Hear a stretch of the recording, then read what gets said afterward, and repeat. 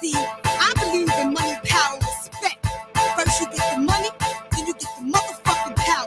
After you get the fucking power, motherfuckers will respect you. 1 pound respect what you need in life. 1 pound respect what you eating right. 1 pound respect when you sleep at night. You'll see the light, key to life. 1 pound respect what you need in life. 1 pound respect when you eating right. 1 pound respect, 1 pound respect. Hey yo, my whole clique bout it. We take yours while you pout about it. Truck, step out the horse, wanna crowd around it. You can see me on Optimum TV. Or in your bathroom, turn the light out, scream, Bloody Mary. 1, 2, 3. Chic ain't your usual friend, but I can set you up like Heisen and walk straight at the end. I'm done with ice and charms. I'm trying to ice my whole casket when I'm gone. Pull up with class on the dawn. Once I meet him, I greet him. Kiss his feet for freedom. Tell him thank you, Lord. Cause on earth I was getting bored. Now resurrect me back to this cat called sheep. So I can make this album and get back the cats that's weak. 230, 6'2". Me bugs for you, that's like a cat versus a pit bull. Gun, no flip bull. Keep hunger and plan for the future. Cause you figure you gonna be older way longer than you gonna be younger. Key to life. 1 pound respect what you need in life. 1 pound respect what you eating right. 1 pound respect when you sleep at night. You'll see the light, key to life. 1 pound respect what you need in life. 1 pound respect when you eating right. 1 pound respect, 1 pound respect, 1 pound respect, key to life. Only time to tell how the clock tick. I really love hair, but I'm still a hostage. 2 personalities, check the posture. Smoke out the mouth, flare out the nostrils. Thinking death, the life seems scary. I pass the graveyard, seeing people Hail Mary. I ain't chillin' till I'm out parachute, race my man and I on climbing for about 10 diamonds. 25,000 apiece, fuck streets. Trying to own the island, forget about wildin'. Try riding, in the car that be gliding. If I showed you where I live, you would think I was hiding. Sling dick, the chicks that don't speak English. Wake up in Trinidad, like fucking I'm rich. Come back, private jet, live on set. If you get shit gold, I can spit the gets. 1 pound respect what you need in life. 1 pound respect what you eating right. 1 pound respect when you sleep at night. You'll see the light, key to life. 1 pound respect what you need in life. 1 pound respect when you eating right. 1 pound respect. Yo, nothing but the hotness whenever we drop this. Monotonous for y'all to keep hating, cause y'all never gon' stop us. I keep my rock spotless and my hoes topless. Take time, try to figure out who the locks is. Spare no one, kick rhymes like Shogun. You scared to blow one, get robbed with your own gun. If I don't respect you, I'ma check you. And if I don't kiss you, I'ma peck you. Right before I wet you, I sneeze on tracks and bless you. I'm special, and if you like working out, then I'm gon' stretch you. Hustling is dead, but we still get red. Serve the spots in the bakeries to give back bread. And y'all said my money spent, but it's an event. So when the feds come, the dogs can't get a cent. And my story, self-explanatory, that I'm the hottest thing on the street, and y'all ain't got nothing for me. Key to life. Yeah. 1 pound respect what you need in life. 1 pound respect when you eating right. 1 pound respect when you sleep at night. You'll see the light. Key to life. 1 pound respect what you need in life. 1 pound respect when you eating right. 1 pound respect, 1 pound respect, 1 pound respect. This is a beat that I can freak and just drop the rails. Bless a nigga with the ill. Y'all niggas know my skill. X from the grills, hit 'em up, split 'em up, wet 'em up, and watch 'em come, get 'em up, shut 'em up. When you do dirt, you get dirt. Bitch, I make your shit hurt, step back like I did work. This ain't no fucking game, you think I'm playing? Till you lame, to where the junkyard decaying. Mom's at home praying, you're coming home, but you not. You sitting up in the trunk, starting to rap. And hell is hot, though, because I'm here now, baby. It's going down, baby. Get the 4 pound, baby. And let off up in the nigga. Especially if he think he bigger. Pull my motherfucking trigger. Did I? Can I get mine? Is it gone? DMX represent me 1 time. Song. 1 pound respect what you need in life. 1 pound respect when you eating right. 1 pound respect when you sleep at night. You'll see the light. Key to life. 1 pound respect what you need in life. 1 pound respect when you eating right. 1 pound respect. Money pound respect. Money pound respect. Your child needs these. All right. It's a code breaker. Can I even be heard on here? I don't know if I can be heard.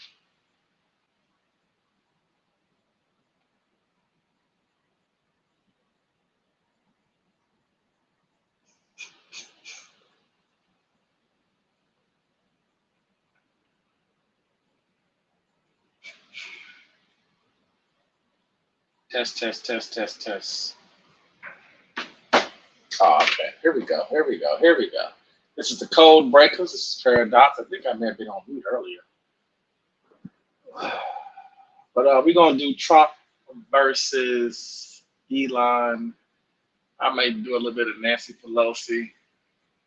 She was chopping it up a little bit ago with Ezra Klein. It's an interesting interview. It's a piece I want to grab from that. I'm going to start this Trump Elon convo from yesterday. Got maybe 20, 30 million views, I think.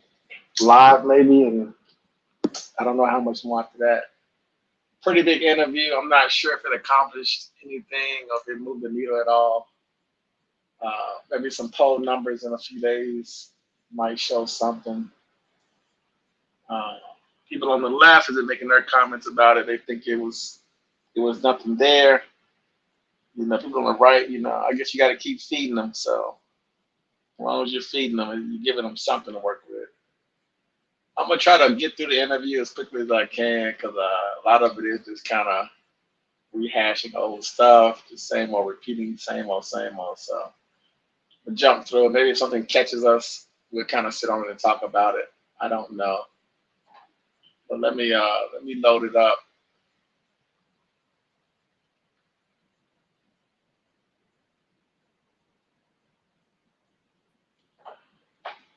Let me load it up and let's rock and roll. We had everything passed. If you have a contagious disease, I'm sorry, but we cannot allow you into the country. So we were setting literally records, and all I was doing is showing that it was at the lowest. You've seen the chart; it's become quite a famous chart. But that was the lowest point ever recorded. It was a really, I mean, I was very proud of those numbers. And then you see what happened with these people, Kamala and Joe. You see what happened. They just let it go. I had remain in Mexico policies. I had all these different policies that was so good. Guys like Tom Homan and Brandon Judd from Border Patrol. These are all people that they've been on television. It's the best numbers we've ever had. We had so many different checks. Catch and release in Mexico, not the United. We had catch and release in the United States. We had it in Mexico. We had so many things. We had things where many people come in there, they have contagious diseases. We had everything passed. If you have a contagious disease, I'm sorry, but we cannot allow you into the country. So we were setting literally records, and all I was doing is showing that, and I use it sometimes, and in this case, I'm glad I used it. I can tell you that, but they were fantastic numbers. But I'm going to sleep with that chart always. I'll be sleeping with that chart. That chart was very important for a lot of reasons. Well, I mean, would it be accurate to say that you're supportive of legal immigration, but we also need to shut down illegal immigration and especially unvetted illegal immigration, because and that's not the same as saying that everyone who is an illegal immigrant is bad. In fact, I think most people who are illegal immigrants are actually good, but you can't tell the difference unless there's a solid vetting of who comes across the border. Does that accurately represent your position? I say it very simply. They have to come in legally. They have to be checked. Yeah. Because look, Kamala was the border czar. Now she's denying it. Everything that I do, she's saying she was strong on the border. We're going to be strong. Well, she doesn't have to say it. She could close it up right now. They could do things right now. It's horrible. No tax on tips. And all of a sudden she's making a speech and there will be no tax on tips. I said that months ago.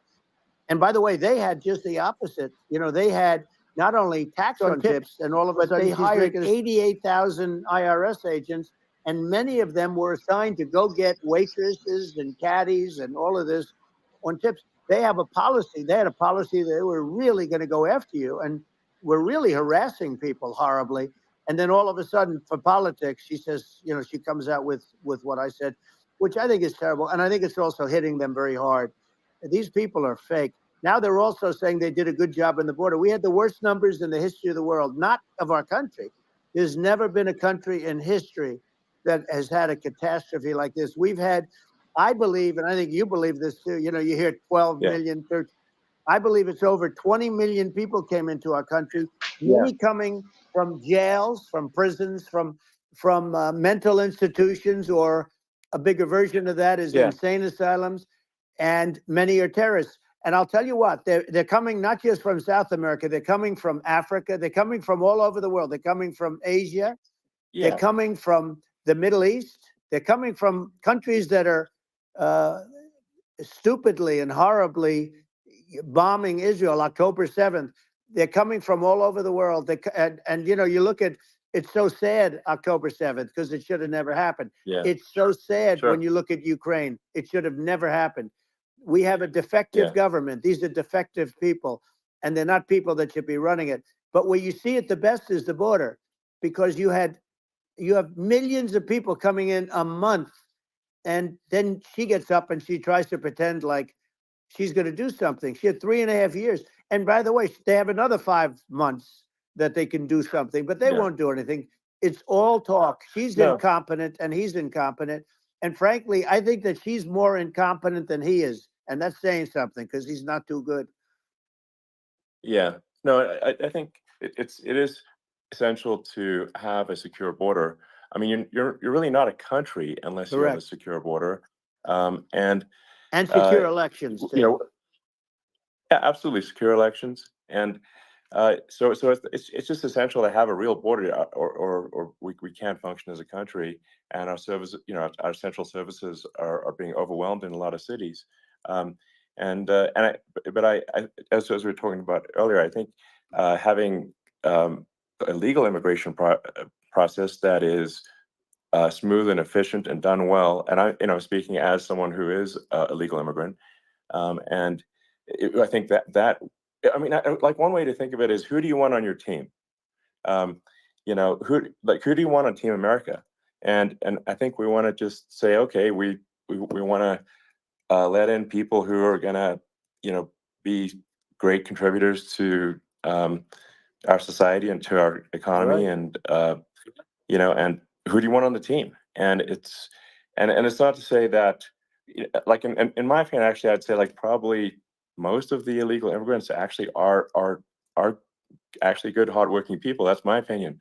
But some are not, and you just have this sort of adverse selection process where, if somebody's if somebody's like you know uh, has a career in theft or robbery, I don't understand what's taken them so long to get here, because we're such a target-rich environment. I mean, why aren't more people who have a career in, bad things coming here sooner? Because it's a piece of cake to go rob, houses in LA or New York, compared to other parts of the world. And in a lot of places in America, if you try to stop the person who's robbing you, you'll be arrested. Yeah. So it's It's insane. it's right. I mean, what's happening with crime, and our police are so good, but they're not allowed to do their job. But I have to tell you, Elon, I They're hate not. to say it because it's such a downer to say it. I hate to say it. I hate it, but uh, you have a lot of people that just shouldn't be. I think it's a much bigger number than you think. They're I allowing, think you're again, right. they're Yeah. allowing people from their jails. And if you were running one of these countries where they're coming from, you would have had all of them. As an example, Venezuela, their crime is down 72%. They're taking their drug dealers. They're taking, frankly, their prisoners. They're emptying out their prisons. They're taking their criminals, their murderers, their rapists, and they're Yeah. delivering them into But the. that's what Castro did. Yeah, That well, he did on a he much smaller scale. yeah. It was a much smaller Yeah. scale. But this is a massive scale because this is being done worldwide. But here's what's happening: crime all over the world is down. And wait till you see the numbers that we have. This is migrant crime. This is crime that's going to be. Yeah.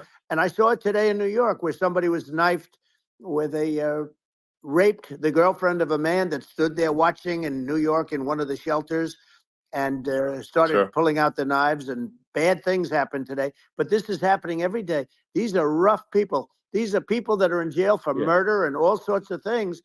and they're releasing them into our country, and they're telling them, if you come back, we're going to kill you. We're going to give you the death penalty or kill you. So they don't want to come back. But these are rough people. Yeah. These are criminals that make our criminals look like nice people, and it's horrible what they're doing. And she's in charge of it because, you know, now she's trying to say Sure. she had nothing to do with it, and she's such a liar because she was called the border czar the first day, and it was on the headlines of every newspaper. She's the border czar, and she never even went there. She went to one location which had nothing to do with where the problem is. You know, she went in and out, I Right. guess, because she was getting a lot of pressure, Yeah, but yeah. had nothing to do where the problem Yeah. is.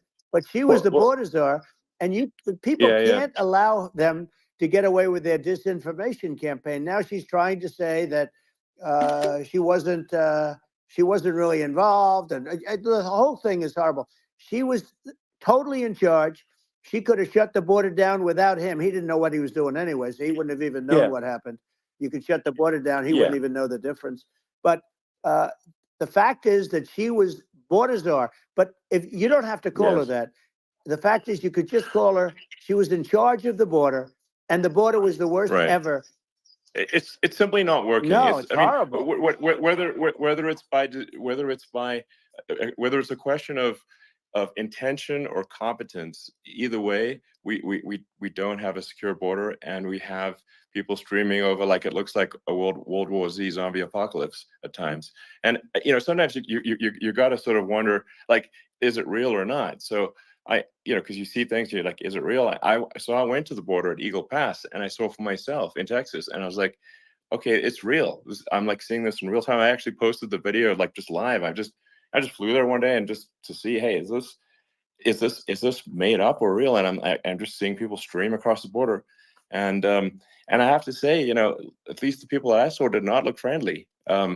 You know, These are people people. can look at my video and say, hey, Yeah. you know, these people look friendly. I don't look super friendly. So These are people that Um, Elon would not be the same man if he had to walk across the street and look these people in the eye. These are rough people. These are really rough people coming across. And I know rough people. And these are people that we don't want in our country. And, you know, the caravans are coming in and they're putting, and who's doing this are the heads of the countries. And you would be doing Yeah. it, and so would I. And everyone would say, oh, what a terrible thing to say. The fact is, it's brilliant for them because they're taking all of their bad people, really bad people. And I hate to say this, the reason the numbers are much bigger than you would think is they're also taking their non-productive people. Now, these aren't people that will kill you. We have enough of them. But these are people that are non-productive. They are just not productive. I mean, for whatever reason, they're not Yeah, yeah. workers, or they don't want to work, or whatever. And these countries are getting rid of non-productive people in the caravans in many cases. And they're also getting rid of their murderers and their drug dealers and the people that are really brutal people. And they're coming into our country Yeah. at levels that have never been seen before. And I saw an ad just before I got on the air. I'm walking over here, and I saw an ad by Kamala saying how she is going to provide border security. Where has she been for 3.5 years? For 3.5 years, Yeah, no, we have 20 million people this I poured think in. is It's a terrible. Yeah, I thing. think this, frankly, I think this is a fundamental existential issue for the United States. And if we have another 4 more years of open borders, and it's going to be even worse with another 4 more years, it's going to be even worse than it's been for the past, 3.5 years. I'm not sure we've got a country. You don't left have a country at that left. point. Elon, if they get in, you will have 50 to 60 million people from all over the world, not South America only. You know, we think of South America, we think of Honduras and El Salvador, Guatemala, and Mexico, you know, the 4. But it's not that. It's everywhere. They're coming in from Yeah, everywhere. And I had to stay in Yeah, I think Mexico.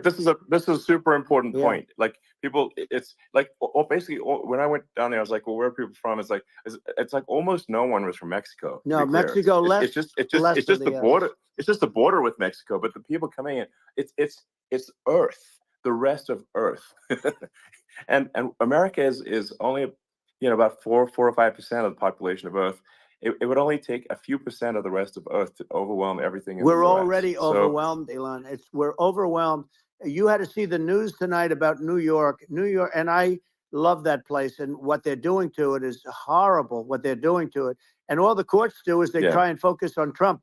Okay, then let's focus on Trump, who did nothing wrong. I complain about a rigged election.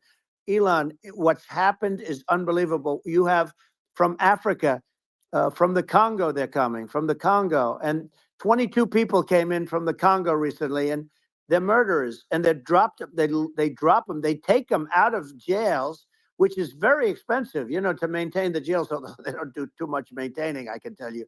But they take them out of jails, prisons. They take them out and they bring them to the United States. They deposit them in the United States and say, "Don't ever come back, or you're going to be executed." And they don't want to come back, but they won't come back. Sure. But they're coming from Africa. They're coming from Asia. They're coming from the Middle East. They're coming from South America. Well, just They're Earth, coming from rest of Earth, everywhere. basically. And there are a lot of Yeah, really everywhere on bad Earth. ones. It's just an everywhere on Earth thing, and it's just not possible for the United States to absorb everyone from Earth, or even a few percent of the rest of Earth. It's just not possible. So Well, Elon, we're going to have that's to finish this up. We're going to have the largest deportation in history of this country, and we have no choice. Otherwise, we're going to have a country. What they've done to our country. Think of it, with in Venezuela and in some of these other countries, crime is down 50, 60, 70, 80%. And you would be the same. You would have. Yeah. I'll tell you what. Venezuela has not gotten rid of all of them. They've gotten rid of about 70% of their really bad people. Their jails are about 50%. Some are at 50%. Yeah. Today, don't forget, I beat Biden. He failed in the debate miserably, and some people said, "Oh, gee, it's too bad. It's too bad he did so badly," or "I did well in the debate." The first night they said, "Wow." One of the people at CNN said that was the greatest debate performance I've ever witnessed. And then 2 days later, they didn't talk about that. They just said he was bad. But that's okay. That's the way I get treated, and I don't mind that at all. What I can tell you is this. We cannot have a Democrat. We cannot have her. She's incompetent. She's as bad as Biden in a different. Yeah. Look, she hasn't done an interview since this whole scam started. And say what you want. This was a coup. This was a coup of a president of the United. Boy, that's a lot. Oof. Boy, it's like listening to a bulldozing situation. Boy, it's kind of crazy. It's a lot there. I don't have much. He said what he said. I'm not here to fact check anybody, but it's so much. So much there. But I'm not here to defend anything, I'm gonna let it keep playing out. I'll probably skip around. I might jump to some other stuff as well that's going on. Some reactions to this particular video. Because I think a lot of this video, the way it's just so much, man. It's so much. It's almost like hard to respond to it the way it just comes out, just like a machine gun. But I'm gonna play a little bit more. Maybe I'll skip around a little bit to see if there's anything interesting dealing with dealing with the border crisis. Dealing with the border has been an ongoing thing for centuries, really, and probably obviously the last 40, 50 years. The numbers might be higher. I don't know. I always say we need labor here, and the border is open because we want labor, we want drugs. That's sort of what America. They're saying one thing but doing something different.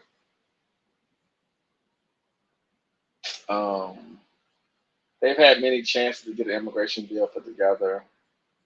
They just killed one, a couple of weeks ago. So, you're gonna have to amnesty people. You have to deal with that amnesty. I'm not sure if the right wants to hear that, but that has to happen. Someone has to sacrifice and push a bill through if you want to deal with it. I don't think neither party really truly wants to deal with it. Either one side may want to do it at one point in time. The other side may want to do it at a different point in time. And it never works out because it's going to require some sacrifice. Somebody's going to have to lose their job, basically, lose their, they're going to sacrifice, basically, to let it happen because this country does not want to amnesty people.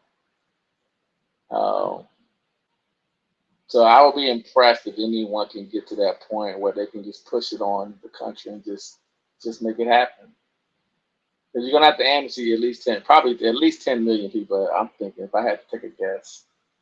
But the way Trump talks about the border, and matter of fact, he's been rattling about the border for so long that he's really forced the Democrats to make it a top issue, even though I don't think they really never wanted to make it a top issue. He's forced that issue on them. It shows you though in American society, if you repeat something long enough and it's loud enough, it will make the other side start to have to deal with it. And that goes either way, but you gotta deal with immigration. So I don't know what's gonna happen with that. Um, if you look at some of the numbers I was on some website looking at some of the numbers earlier today. So as far as how many people he deported, how many people Biden deported, and I think that those numbers are interesting in themselves as far as who's deported who. I don't even know if that even matters, to be honest with you. A lot of it's political. I mean, they arrest hundreds of thousands of immigrants all the time, every year. They send back what they send back. A lot of those people obviously come back over here. Um, Me personally, I don't really know what the answer really is. Um, I know that we do need labor, and I just kind of leave it there. We need labor, you know. And I don't think America really wants to truly turn off immigration because you got to have cheap labor, even though it may undercut the middle class, it may undercut the poor, it may suppress wages. You know, different people have different perspectives about the impact of immigration, illegally or legally. But anyway, I don't want to sit there and just digress on that for too long. Let me get back. Let me play a little bit more of it, and then maybe I'm gonna jump out of there and jump into something else. Let's see what he's talking about. States. He didn't want to leave, and they said we can do it the nice Yeah. way or we can do it the No. hard way. Russia would never have attacked Ukraine, and we'd have no inflation, and we wouldn't have had the Afghanistan mess, if you think of it. Well, And we wouldn't have had Afghanistan. But we think of it. You take a few of those events away, and we have a different world. We would also have inflation was right, and I'm sure you would have stopped COVID, and you would have stopped this, and you would have stopped that, and it wouldn't have been this, and it would have been that. Right, you got to make a better case than just saying it. It would have worked years ago. What I think is this. I think he has met his ceiling. He needs to come up with some new talking points, something fresh. Because unless Kamala they'll make a mistake, which could happen, and the other issue is that they actually could, they could become really, they could really make Trump and them the underdog, which you don't want to do. You want to at least balance it out, in my opinion.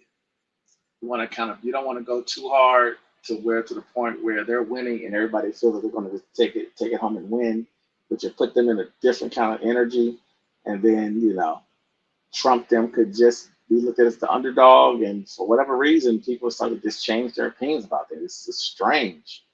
It doesn't matter what you show people, what's going on in this country. A lot of this stuff is just based on how people are going to be feeling in those moments, which is interesting in itself. But that's how swing voters are, in my opinion. And you want to keep it to where they're not getting beat down too much. They're not being destroyed by too much. Where she goes up another 2 points in a week or two, and then they have the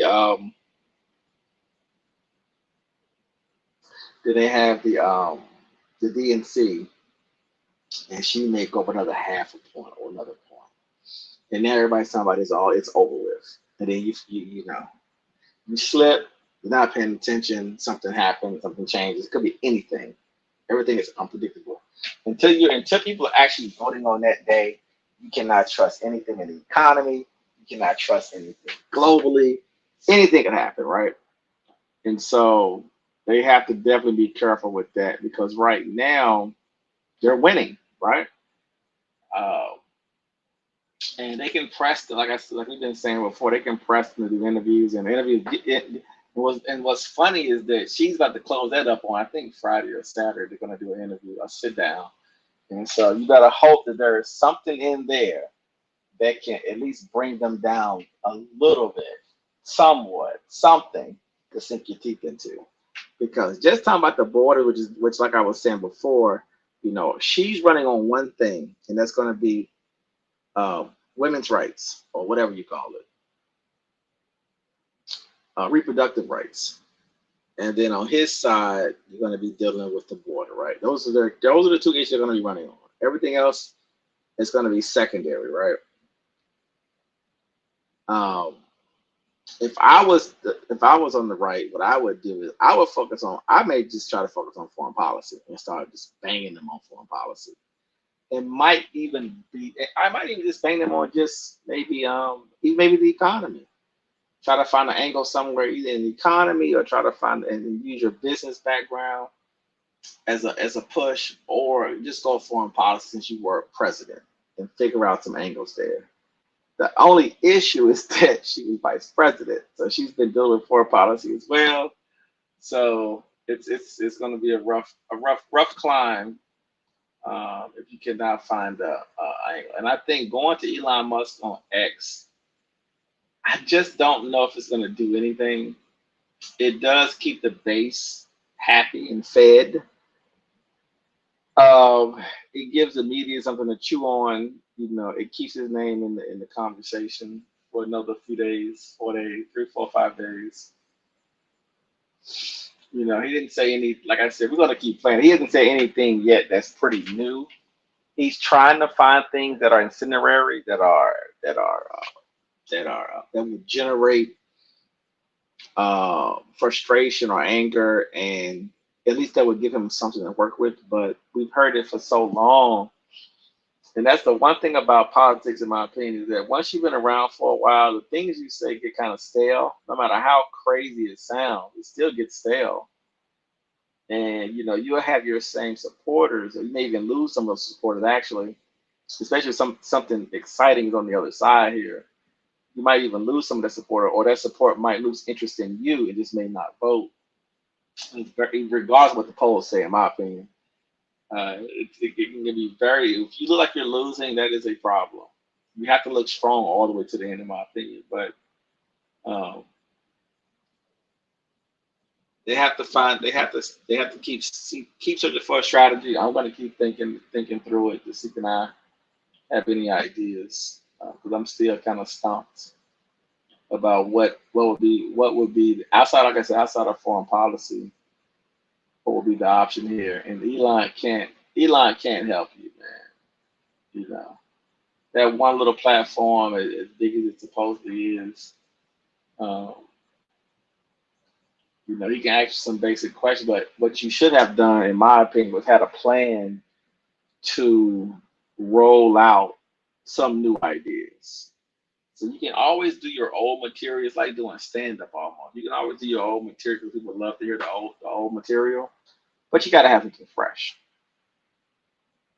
And I'm still not hearing it. The reason why I want to cover this interview is I was thinking maybe, just maybe, someone got to him and said, I think the new thing that's fresh is no tax on tips. I don't think it's enough. And trying to figure out a way not to tax Social Security, I just don't think it's enough. And I don't think it's connected. It's not a bad kind of secondary idea, but as far as a primary big push, it just doesn't. I don't think it really lands across the nation. And, you've been hearing drill for oil forever, the border crisis forever, but it has to be either said a different kind of way, or it has to be something. But anyway, let me get back to it. It's caused by oil.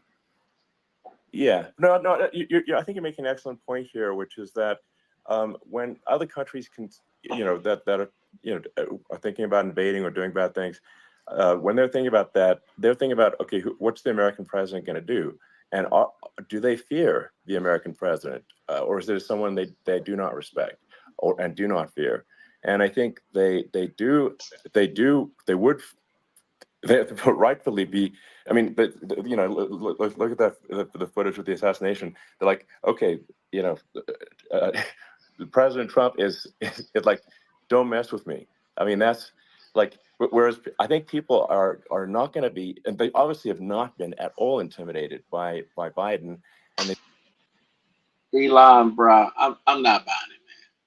You know, I was a fan of Elon for a long time, but from a business perspective, I know he's South African, and I have a whole ton of issues with him and his family, to be honest with you. But from a business perspective and how you know, I love sales and marketing and how you sell things and hustle and structure things and work with the government, et cetera, and be able to sell yourself is a task in itself, in my opinion. But this ain't it though. You know, trying to suckle on Trump like this, it's just, you know, there's nothing tough about Trump. There's nothing impressive about Trump when it comes to being tough. So that's a strange, I don't know, it's a strange statement. I guess he was inspired by Trump getting shot at and not you know, if it wasn't staged, if it was real, you know, showing that he you know, at least presented that he wasn't scared, somehow inspired him to want to, I guess, I don't know, follow him or support him. Or I think he was already maybe supposedly already giving him money, but he sort of walked that back, the $45 million a month or a week or whatever he was doing. But just what he just said just there, I don't know what he's talking about, really, to be honest. I mean, what are you really trying to say? Without, you know, just get it out. I mean, you're saying that he's a dictator, he's tough, he's a fighter. I mean, what are you really talking about? Yeah, he got shot at and he ducked. Okay, you know, it's like, it's not that. Anyway, it's not that. It's not. I know it is what it is, but I'm like, man, you gotta come on, you gotta chill out a little bit. they certainly will not be intimidated by Kamala, and you have to really think of that in the context of global security. And the other crazy part is, I'm trying to think now. I don't think anyone. I'm thinking back in the last, say, 30 years. Not really. I gotta go back and look at some old interviews, maybe some debates talking about foreign policy. But to kind of frame it as an individual person, as if we don't have the greatest military in history, the most advanced military the world has ever seen, regardless of who's the president in this country, people know better. You know, you could. I will say this though, you can make a case possibly, maybe, that President Obama with the red line and Putin going and grabbing Crimea, would he have done it under a different president? I don't know. You know, Russia invading Ukraine, would they have happened under Trump or under other presidents? I don't know. I mean, those things. I mean, I'm not gonna jump out the window and start just making up stuff. You know, it's cool to say because you can get away with it, right? But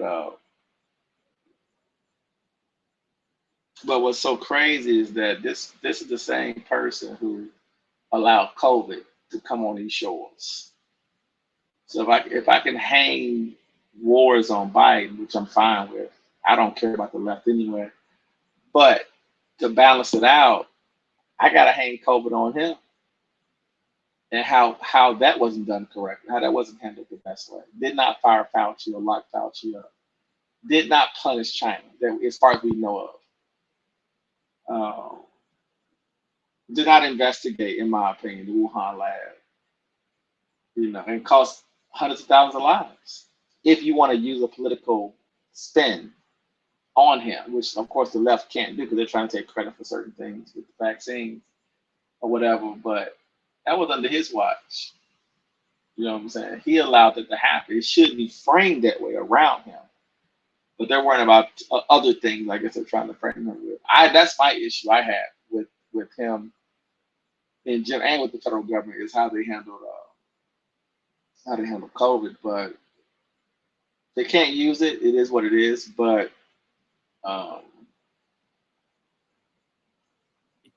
That if the American president is someone that, like, evil dictators are scared of, that makes a huge difference to the security of the world. So I had a good relationship with Putin, despite the Russia hoax that lasted for over 2 years. Just a hoax created by Hillary Clinton and Adam Shifty Schiff, some just bad people, just sick people, frankly. I mean, I won't lie though, that's one thing that he is 100% right on. They invented something out of thin air, as far as I know.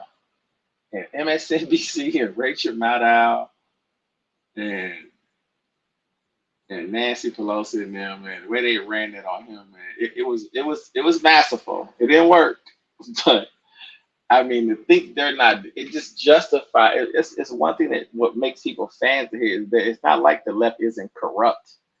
You know what I'm saying? As anything, but I tell you, man, that Russia thing is insane.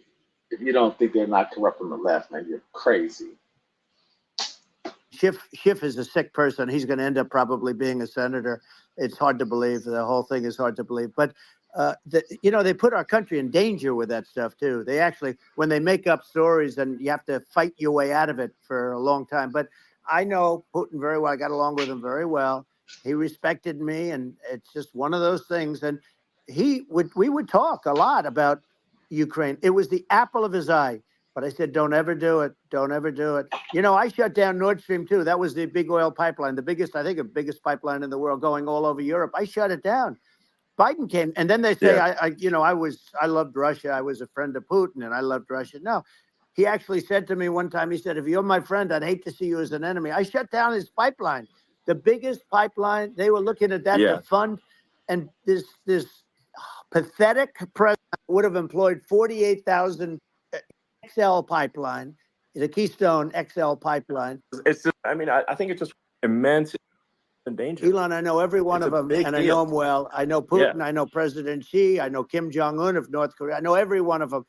And let me tell you, people will say, oh, this is terrible. He said, I'm not saying anything good or bad. They're at the top of their game. They're tough, they're smart, they're vicious, and they're going to protect their country, whether they love their country. They probably do. It's just a different form of love, but they're going to protect their country. But these are tough people at the top of their game. And when they see a Kamala or when they see Biden, Sleepy Joe, they can't even believe it. They can't believe this happened. All the stuff that you're seeing now, all the horror that you look at Israel, they're all waiting for an attack from Iran. Iran would not be attacking, believe me. When I was there, and I say it with respect, because I think we would have been good with Iran. I don't want to do anything bad to Iran, but they knew not to mess around. Iran was broke because I told China, if you buy Iran, and they said, we'll pass, they didn't buy oil. Other countries, likewise, you want to buy, you're not doing business with the United States. And they were at a point where they had no money for Hamas. They had no money for Hezbollah. They had no money for any of these instruments of terror.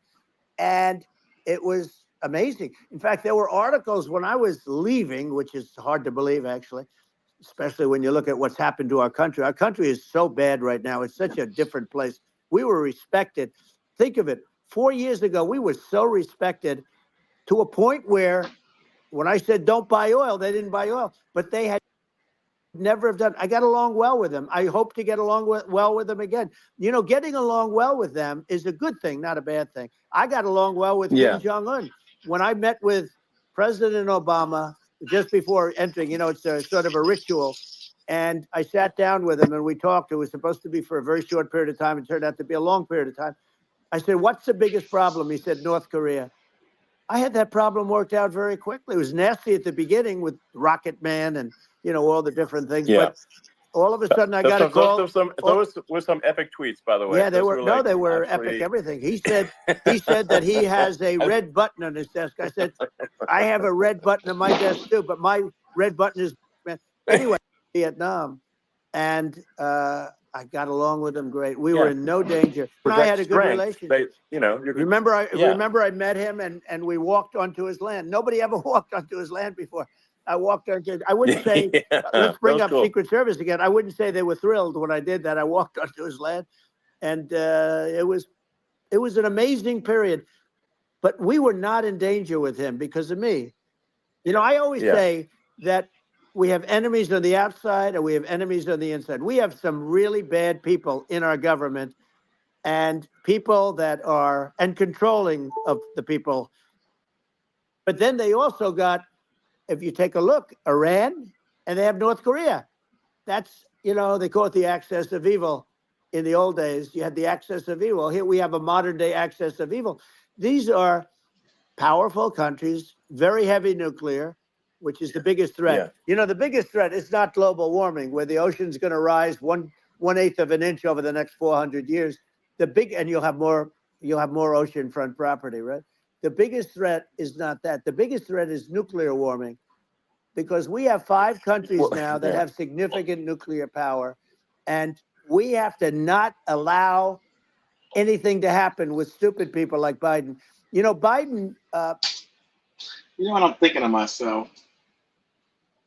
I'm trying not to attack Donald, but I'm thinking to myself,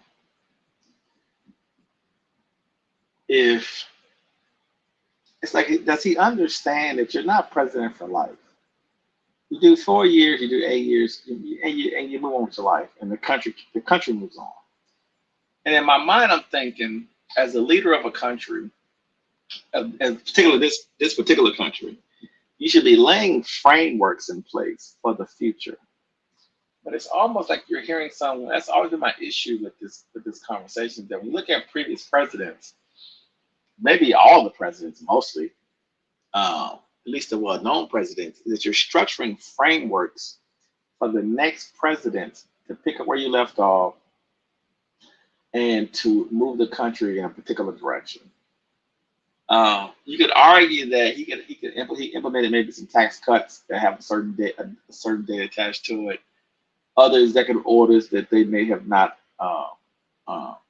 gotten rid of or whatever. But ultimately, you want to really have the country moving forward. The stuff that he's saying, at least out loud, it's all like real time stuff. Like, I went to North Korea and I walked over here. I mean, who cares, right? Or I didn't give Iran the money or whatever. I didn't do what, Russia didn't want to do anything. I was friends with Putin, whatever he wants to say. But what do they got to do with America, in my opinion? What are you setting up to make sure that Putin would denuclearize? What are you putting in place to make sure? It's weird, because it's like you elected a person, put a person in charge that doesn't really has chosen not to grasp the concept of building in infrastructure around the world to move our country in a certain way and to make the world, from our perspective, safer for us to operate within.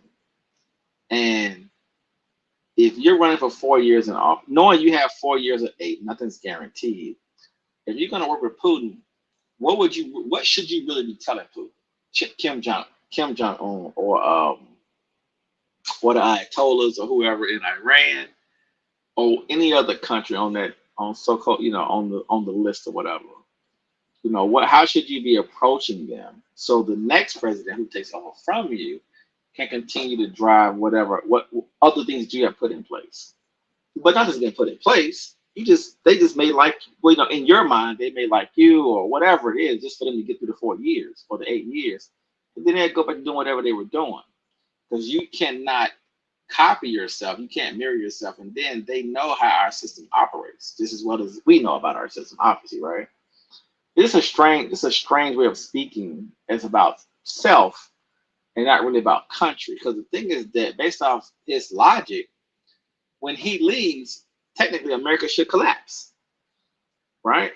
And it's kind of like, well, I care more about our country than I do you or a Democrat. I don't really care either way, right? The thing is, are you putting us in a proper place for the next people to take over and keep things moving? And the way he's talking, I'm like, bro, you're not really talking about that. It doesn't even make any sense. You're a lame duck president. Like, no one is even saying that yet. I'm thinking that the Kamala them is keep that in the pocket. Like, what are you going to do? You're not going to get elected again. What can you really do in your last? I mean, you can do some things, obviously, but I mean, how much real power do you have as president if you're pretty much lame duck in your second term, in my opinion, especially if you don't have the House and the Congress at the same time? I really don't know how much true leverage you really have because the party could just say we're moving on without you anyway. So I mean, it's all type of things. The assumption you're gonna really get anything done is a stretch, in my opinion. But anyway, let me keep playing. Did something with Russia. There was no chance of him ever going in. And when I left, and then after I left, they started. But we had a man that actually made that's not sustainable. Wind and different things.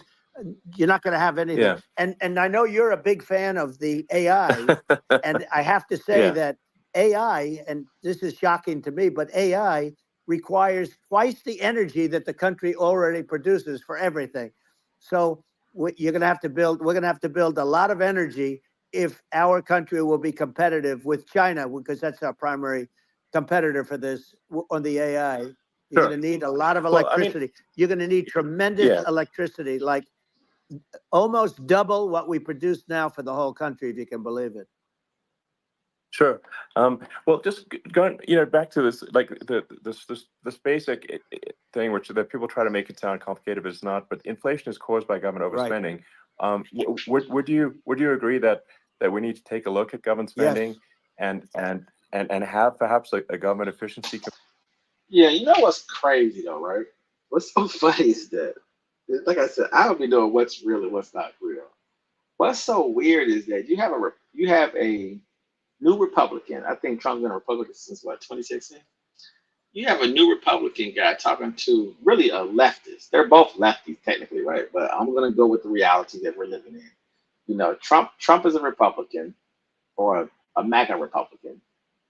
Matter of fact, I may even argue maybe he's even third party. Maybe he's not even really. Maybe I shouldn't even categorize him as Republican. Maybe I should just put him in third party on the right, coming from the right, but third party, a third party president or candidate.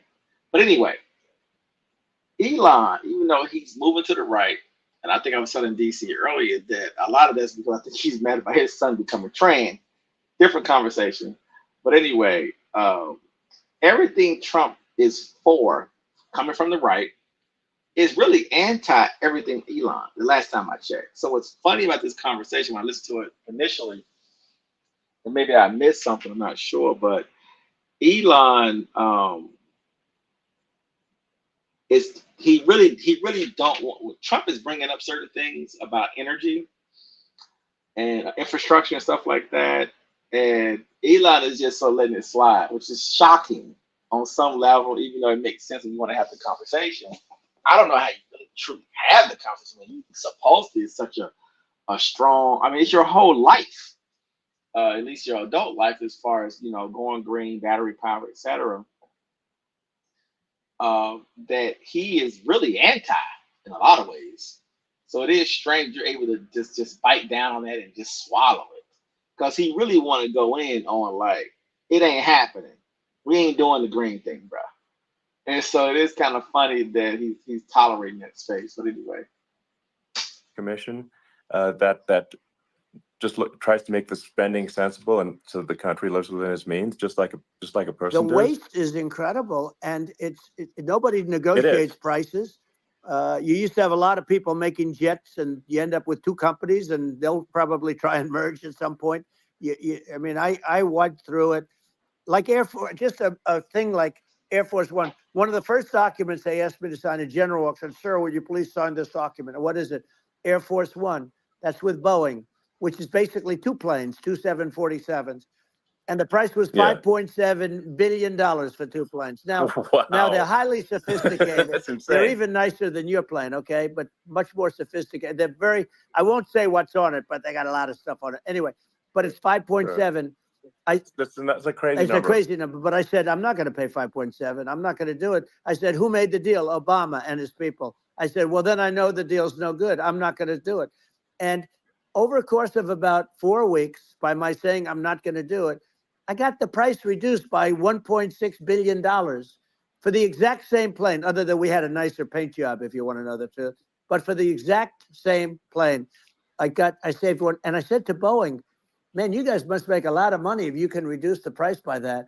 But now what I do hear is that they're going back to the Biden administration. And I hear he's doing really a terrific job. It's called Make Argentina Great Again. It worked out perfectly. He came in, he bought a lot of hats. He brought over. but he's doing a big job. He really cut. And I'm hearing they're starting to do pretty well. Inflation's getting down. You know, they had like 2,000%. They had inflation like Argentina has a terrible economy. But anyway, they have it's a mess. It's been a mess for a minute in Argentina. So anyway, not. Yo, DC, you on the line? Yep, I'm here. I'm here. Can you hear me? Yeah. My bad. I didn't. Nah, I'm just listening, man. Go ahead, man. It's your show, man. That's good. Okay. Good stuff. Good stuff. Go ahead, man. Normal inflation. They had the real deal, but we're going to have that pretty soon. We have. I think we have the worst inflation we've had in 100 years. They say it's 48 years. I don't believe it. I think we have the worst. They don't include a lot of the items that should be included. You know. Yeah.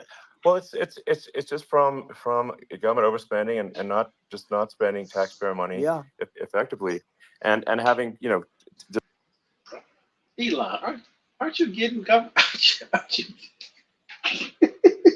Aren't you getting government spending, bro? Come on, man. Come on, bro. Stop it. Just like so many departments, you can't even name them all. And what Milei is doing is, he's cutting government spending. He's simplifying things. He's putting in regulations that make sense, and a giant improvement in prosperity. Argentina used in the 30s, 40s, and because of bad government policy, it ruined the country. And if you take Venezuela, for example, Venezuela should be incredibly prosperous. They have, And see, this is my issue with the internet, and with a lot of people in economics and business people in general, is that it's just the pumping and pumping and pumping of fear. And it is a small part of me that, maybe y'all are right. Maybe, it's like 5% of me. But the rest of me is saying this is insane that you live in the greatest economy the world has ever seen, the most prosperous country the world has ever seen, generating hundreds of thousands of jobs year over year. We're making trillions of dollars a year. Both people who are talking are billionaires, or at least one of them are billionaires. Matter of fact, one of the richest people in the world. Matter of fact, if America is so bad, just put this in perspective. If this man came to this country, I don't know, 30 years ago, 20 years ago, if this country, you had 500 countries to pick from. If America is, because remember, he's coming over here, somebody could argue, I forget what year he came over here, but anyway, when he started making his fortune late, I don't know if it was the 90s, early 2000s, whatever. I think when he had sold PayPal or whatever. But anyway, you came over here and built PayPal. You came over here and built Tesla with government help. You could have went anywhere. Same with Trump real estate. You keep coming back here. You could have stayed overseas and did your real estate thing. Why are you coming here? If everything is so bad, why is everybody coming over here? Why is everybody using our systems? Why are we still leading in technology the last time I checked? And why are you using, the thing is that our country is an older country. It's a much more established and successful country. And we model ourselves out of Western Europe, obviously, which gives us, that helps give us a little bit more maturity, in my opinion, in a lot of ways, for certain decisions that we make. But, when you're managing 350 million people and you're trying that, you have, now, I'm making a general argument. Now, from a rights perspective, obviously, let's slice and dice the government, of course, right? But anyway, back to the middle. The thing is that, you have to have departments in place. Maybe they're bloated, maybe they're a little bit, maybe they need to be refined a little bit, But the government is purposely designed to move slow. It's purposely designed to take its time. It's purposely designed really to be even inefficient, honestly, not a corporation. People tend to brag about corporations a lot, and they do have some positives and many, many negatives. You can't treat the government. You cannot treat people, and you cannot treat the government like you should a corporation or a small business, or like your personal home. It's not the same thing. It's much more complex than that. And I don't think it's the right way to look at it. But I have an issue pushing fear porn, because it does drive clicks and views on the internet, and the world's not coming to an end. We're safe. You know what I mean? Like it's like they're trying to sell us on the opposite. It's like, what are y'all really talking about? Like, You know, the economy's going to collapse. It's not collapsing. We've been through all these things already. We've had crashes before. We've had ebbs and flows of the marketplaces before. I mean, it happens all the time, but you don't get a chance to take a hit. You got to think about this. The countries, our country, relative to other countries, right? It'd be different if our economy was slashed in half. The inflation was triple. And we actually were collapsing, or at least going through a massive adjustment period. A lot of the fear mongering will make more sense. But you can't be number one, the best at a lot of different things. And if you really look at some of the top levels of what we do in this country and kind of drop out some of the bottom numbers, we're running at an extremely high level. But we do have a lot of fallout and a lot of people and systems that have issues. But overall, if you could not come here and build a business, if you could not come here, even with all the regulations, even with all the taxes, you would go other places. Now I do know that a lot of major corporations have offshored their money. They've been doing it, I don't know, for 30, it's probably longer than 30 years. So they've been offshoring their money. We do have some high taxes on certain things. I do get some of that. And you know, Trump was able to lower some taxes and get some of that money to come back over here to stimulate the economy. But the economy is stimulated at the end of the day. I mean, it's very difficult to do some things in other countries that you can do in America still. That hasn't changed. America you can always become more competitive. You can always become more competitive. You can always get richer, obviously. And instead of just saying it from that perspective, it has to be the end of the world positions for everything. It's just a bad way of operating. And from an internet perspective, I totally understand. But in the real world, it's just not normal. I listen to people who are like, I listen to some economists who are far, far like left, and listen to economists on the far right. Somehow their information sort of leaks into our system. And you would think, you know, that our economy is going to collapse at any moment. But there's people who've been saying that for decades and decades and decades. And the system figures it out. You know what I mean? The system figures it out.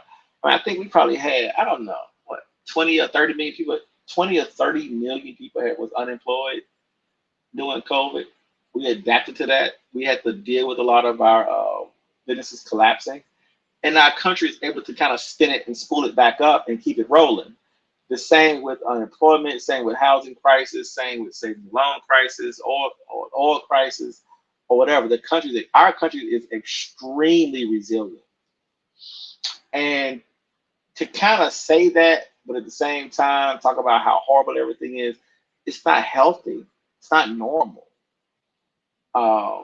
It's fear porn, basically. And it is very difficult not to want to be a part of fear porn because it drives your numbers on the internet. And internet people, they love it. They live on the internet. That's all they know. It's fear, the end of the world, everything is horrible, etc. Right? But remember something, we had a major pandemic. And I'm going to repeat this over and over and over again. We had a global pandemic. The world shut down. We kept on rolling at the end of the day. It wasn't apocalypse. We figured it out.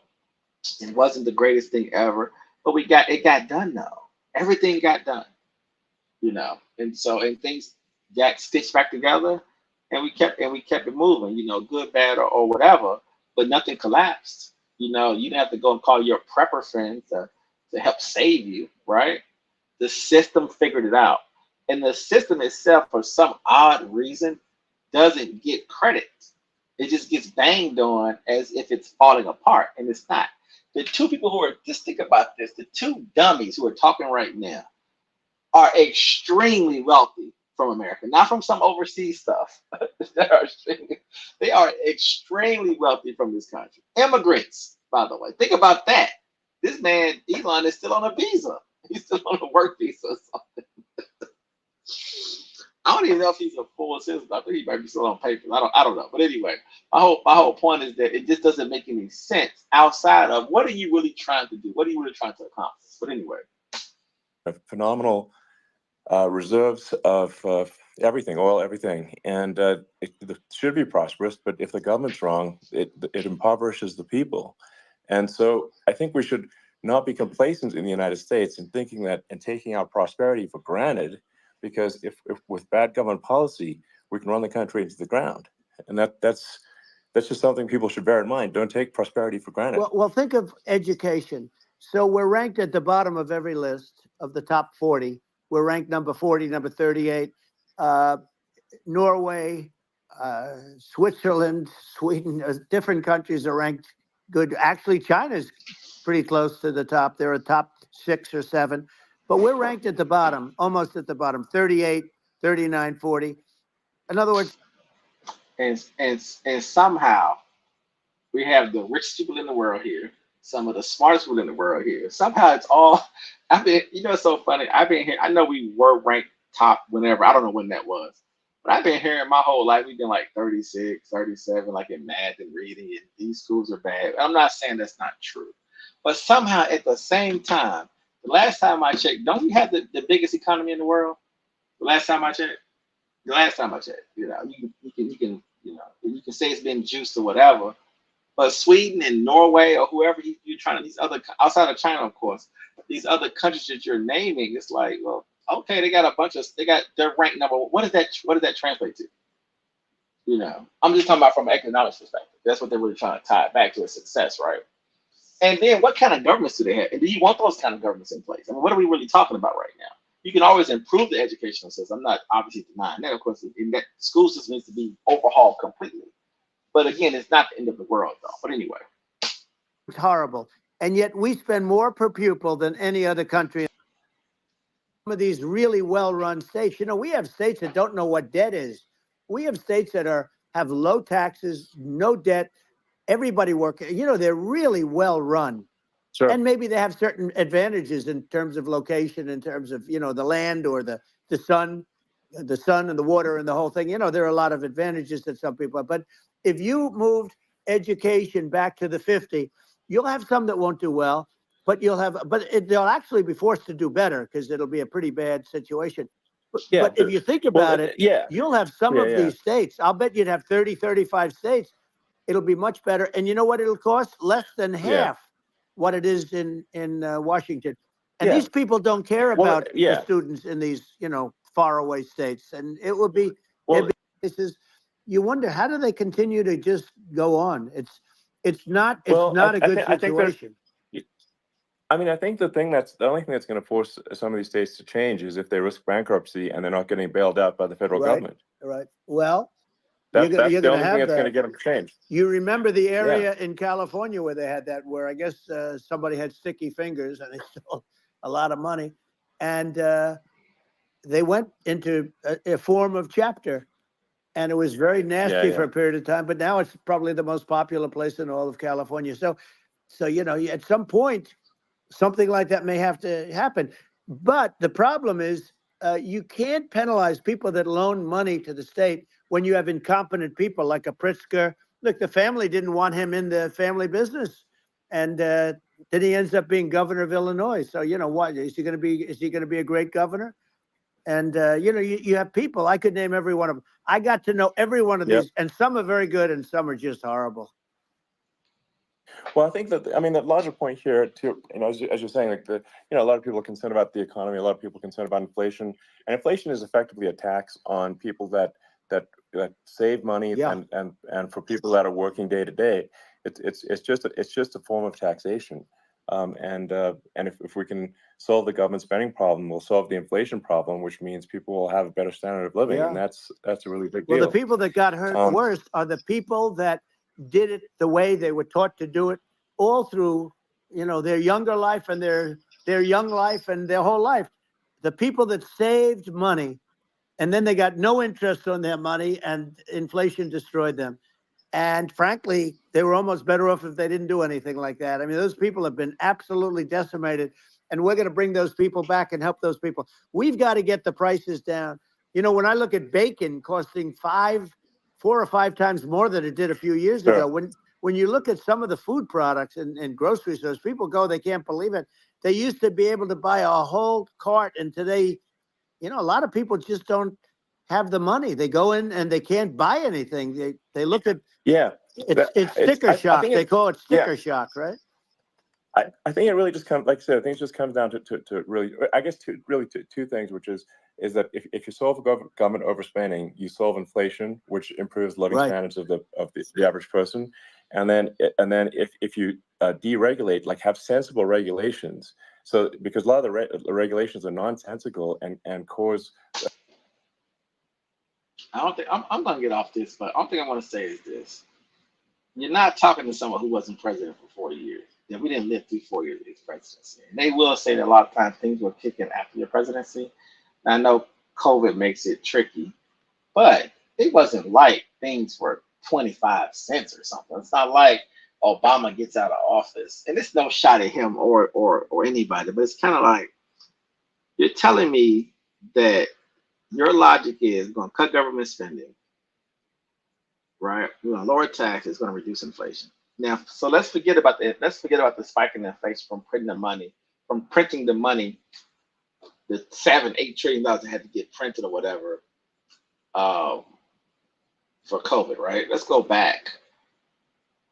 Based off of what you're saying, wouldn't you just say, well, when I was president for 4 years, all the prices in the grocery stores was half, all the cars cost half, and all of the houses cost half, and school cost half. And I just don't remember that at all. Now I know that prices were already expensive. Things were expensive, obviously under Obama. Things were getting expensive under Bush.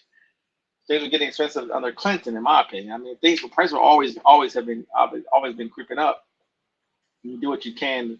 The government claims they do what they can to sort of deal with that, but Wall Street, they always say Wall Street, then you have Main Street. Main Street, from a pricing perspective, cost of living perspective, and from a income perspective, it's always been behind. It doesn't.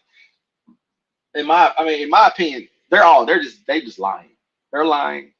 The Democrats are lying. In the real world, and again, maybe I don't know who they're talking about, but in the real world, if you're not busting your ass and hustling hard, you're gonna be left behind in this society. It's just cut and dry. You go get 2-3 jobs. You gotta hustle. You gotta get an education or whatever you gotta do. Rob, steal, kill, whatever you gotta do. But if you're not getting paid, and I mean chasing that money, you're always gonna get inflation, cost of living, price increases, new they're making a position that new technology, new advancements cost more, be it medicine or whatever technology it is. You're gonna have to make more money. The last time, and I've known that for 40 years. I mean, like, to hear people say that, I've been trying to figure out, well, what are they really talking about? Because things always get more expensive over time, and then you adjust for inflation, of course. But real cost, real price, based off how much you're obviously making, and they're not, and companies aren't trying to pay you money like that. Even the government's not trying to pay you money like that. So salaries aren't going to double or go up, and you can't necessarily force companies to do that, obviously. So it's obviously just a strange. And plus, when you add the pressure of automation, new software technology, and obviously pressure from outsourcing, and also pressure from immigration. If they're talking about the American worker, be it educated or not, working for a corporation or working for the government, you're always going to be chasing. It's designed, the last time I checked, to chase. So it's just always a weird thing. It's like a disconnect. But everybody sort of feeds into it like there's just going to be this magical thing that a president or a governor or whoever is going to do. They can always give you some relief.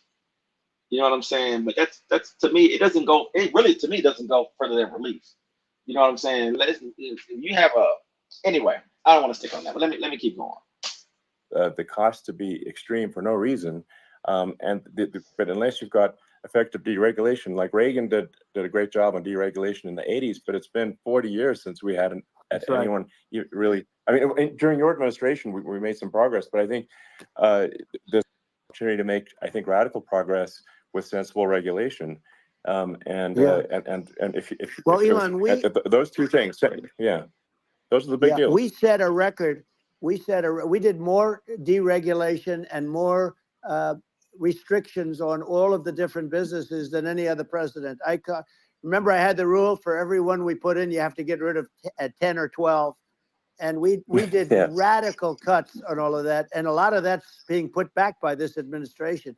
And we did radical cuts on things that weren't necessary. But we were all set. You know, we had the best economy ever maybe in the world. And then what happened is COVID came in and we had to focus on that and nobody knew what it was. And I always say I got good marks on economy, good marks on military. We knocked out ISIS. We did so many different things, and it creates that at the generating plants. And, you know, so you sort of can't get away from it at this moment. I mean, someday you might be able to. A stake, and they can still drive gasoline cars, and this, you know, it's okay. It's like, it's not. I don't think we should vilify people for it, but I think we should just generally lean in the direction of sustainability. 203 parts per million every year of CO2.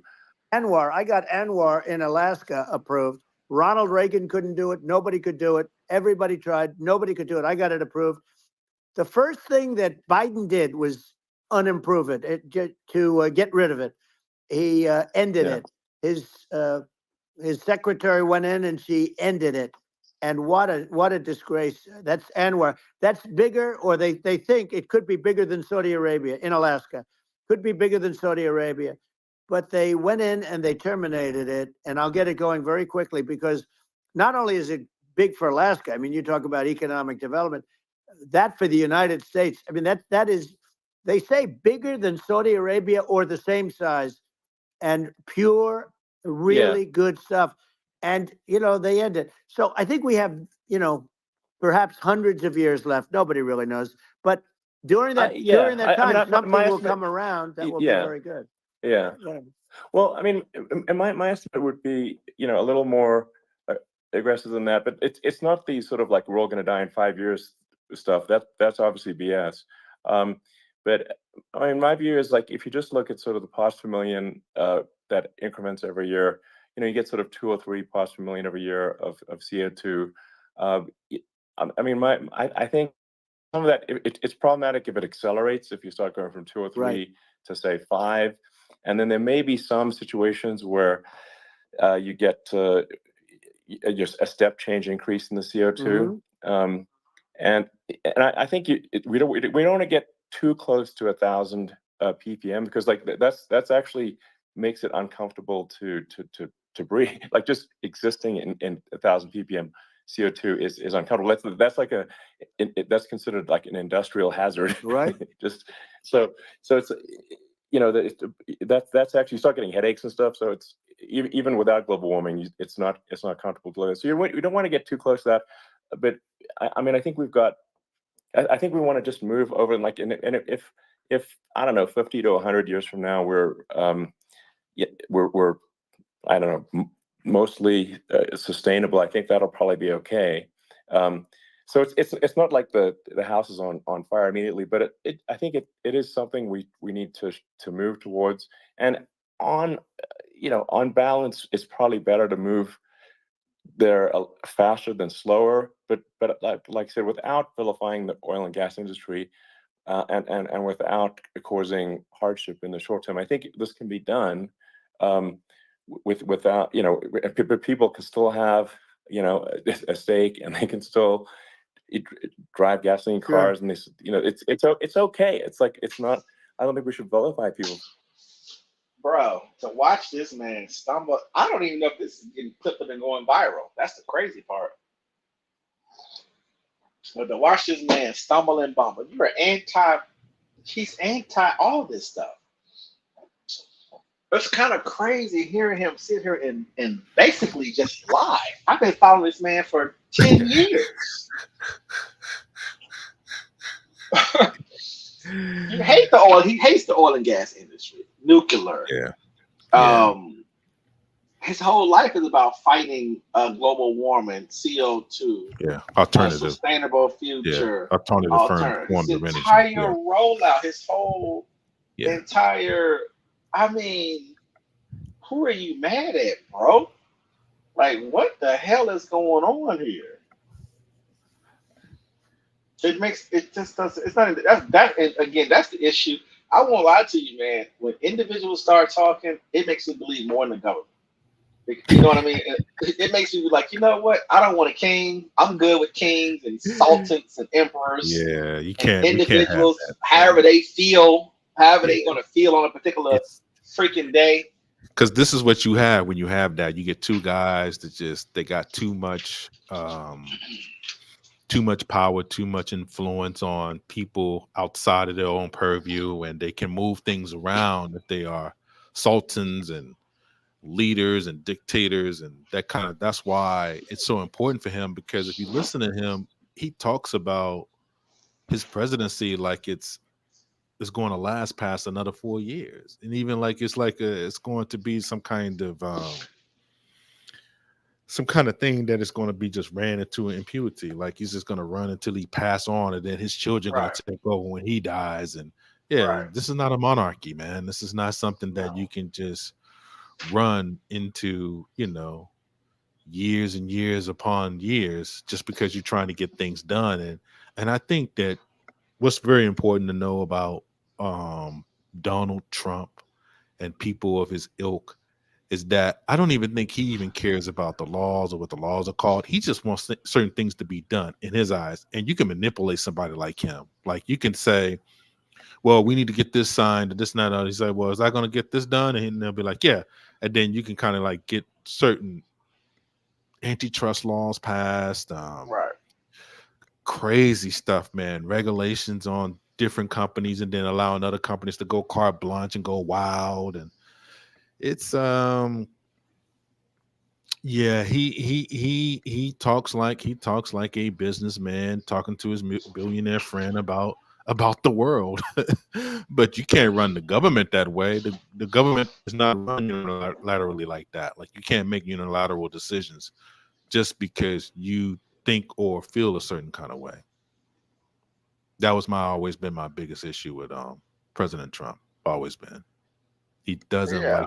He doesn't like to work with people that have expertise with certain things. They got to manipulate to get things done. And I think that the Republicans have learned how to stroke his ego to a degree to get some of the things that they need to get done and to swallow the rest of the actual not, the negative things that come with, dealing with him in the presidency. I don't think it's good because he doesn't govern the way that they want to govern, but he can get certain things pushed through because of the way he is, his personality type. Yeah. So he's being used to a degree, used and manipulated by the right. Yeah. And Elon Musk is just trying to leverage power by somebody knowing somebody that's a politician, because he's pushing things that are not totally against generally what Republicans will push. But just the fact that he's so-called, let me put my quotations up, he's Donald Trump's friend, he can maneuver him and get things done that he needs to get done on his side. That's why he's talking about, well, we'll get electric cars too. Like, oh, it doesn't work that way. Like, it's just like it's you can't be halfway on the environmental deal and it says one of the dumbest deals that was ever passed. That doesn't make sense. Like when that's one of the biggest things that's boosting up, Elon Musk giving him funding through the government and stuff like that to push the technology for environmental cars that are working on energy, stuff like that. To kind of transition from what are those hybrids where you get half on, half off, half energy, half gas. Yeah. Something that works on that level where it drops the emissions and all this type of stuff. So it's a very, very unique dance that they're doing here. Like I said, I think that, when somebody got an ego the way that Donald Trump has, it's hard for him to know when he's being manipulated because he thinks that he's getting a lot of things done. Even when he comes down to foreign dignitaries, he speaks about these people like they're his friends. They don't look at you like that. Like, I don't know if you think, I don't know what you're thinking, but These are kings. yeah, that's what I'm saying. Like, you're not them. They know you get elected, you don't get elected. They know it's a chance that you may not get elected this time. So that's why they're like kind of like trying to cover their bases, because they can't be all in on you. It's not looking too good. You're not ultimately in charge. Yeah, that's what I'm saying, and it's not looking too mostly good anyway. Yeah, Right. you had the most restrictions in place. You got the most checks and balances in place to actually get something done. So you literally can't promise me to do something that you're going to do something and have the government do it. You got to still get things passed, or you got to break laws to get it done. And that's that's what some of the stuff that was happening during this presidency. That's the reason why it was chaotic, man. It was just chaotic on our end because you working with the agencies and stuff like. I mean, people that work for agencies, let me put it like that. People that work for the agencies and stuff like that, man. It's not. That's not the way that the government works, man. They're supposed to work independent. They get appointed, then they work independent of the president and the executive office to get things done. You can make your suggestions. It doesn't mean that we're going to do it. We're supposed to be independent of you so we can actually keep checks and balances in place to even hold you accountable if you lose control. That's what it's for. But he got the judicial branch to kind of grant him immunity for his actions, where he can say, well, it's a presidential action, so anything that I do, I can always say that I'm doing it for the best of the country, whether it's freeing the January 6th people that got convicted already and things of that nature. Guilty of sin, but just saying that, hey, look, they were protesting. This was something that was their freedom and right. I mean, you can adjust it and move it off however you want to do it, man. But I'll be so glad when this is over, man. It just needs to go away, go back to normal. I don't hear him have, like, he doesn't have tenets. He doesn't have tenets of somebody that is conservative. I don't hear conservative when I hear him talk at all. That's why it's so weird. That's why it's so weird when people. Exactly. It's just a rich CEO type personality talking about shit that that he has limited reach on. And the sad part is that we're so, including myself. I mean, we're not. You can't know everything, right? And so he takes advantage of people because, like, they're thinking, oh, well, he ran a company. And, like, let me not even say that. I won't give them that much credit. I honestly don't know what the MAGA people. I don't know what they're processing when they interpret Donald Trump, outside of one thing, which has been the issue from the beginning, which is we want to elect him to punish the government, basically. And that's the only thing to me that actually makes sense about why it's so much fervor for supporting him. It's basically just he's a wrecking ball in the government to make them to shake them up some. I can't see any other connection, mostly besides, and like you said as well, as it also opens up different fissures within the system to allow the goofies to exploit it and get rich and get famous and get popular from it, because he's opened up a lane on the internet, at least, for a bunch of crazies to just invent nothing but conspiracy theories, etc., and just allow these little cults to form on the internet, because both of them have a cult following, right? And see, Elon is able to move to the right and talk crazy because he has a cult following. So even though they're uncomfortable with him, and I know they're very uncomfortable with him talking to Trump, but they love Tesla so much, bro. And they love science and engineering so much. And that's not a bad cult in a lot of ways, in my opinion, right? They just love technology so much, and he's doing so much as an individual that it's hard for them to get off of him. Because I know he's seen some slump in sales for his cars. His cars, historically, you would buy a car, you would order the car and get the car. Mm-hmm. If you go online right now, say you go to cars.com or whatever, you're gonna find thousands of his cars are for sale. They're just sitting on lots now. So they're sitting new cars on lots at Tesla locations, and they're sitting in lots in used car dealerships, obviously. But anyway, it's just interesting that I know he's seeing some dip, I'm sure, in a little bit of sales, and it happens in companies anyway. You have slowdowns quarterly or whatever. You have good quarters and bad quarters, but the more he moves to the right, he is losing some of that cult. Like, when you're in a cult, you're in a cult. Though. It doesn't really matter if your leader changes or not. A lot of times, you still will believe. That's kind of the whole point. He knows that. I think if he wasn't that confident, he probably wouldn't jump so far. Right. to the right, even though he don't really support in a lot of ways because of his environmentalist part of him. Yeah, it's a strange thing to watch him kind of contort himself to be able to listen to a guy in his face telling him he's gonna keep drilling for oil, which says a lot about what Elon. Like I said, that's why you don't want. That's why you can't follow these people, bro. Imagine all the people who love going green, who love saving the planet, all those kind of people who love Tesla, and now he's hanging out with an oil guy, a big energy guy.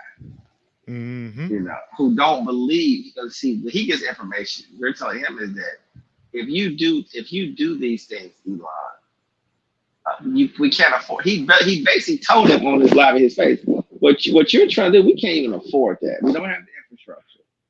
It consumes way too much energy.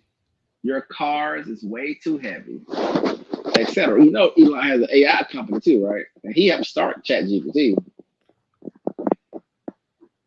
And so he's attacking AI, he's attacking infrastructure where you would need Elon's cars and trucks and semis and all EVs. And he's even going after the whole mandate of the 2035 mandate as well. And so it is a strange thing. But let me get back to it. But I think we should just generally lean in the direction of sustainability. I actually think solar is going to be a majority of Earth's energy generation in the future, and it's certainly trending that way. And so you get the solar power, combine that with batteries. So because obviously the sun doesn't shine at night. Pause it.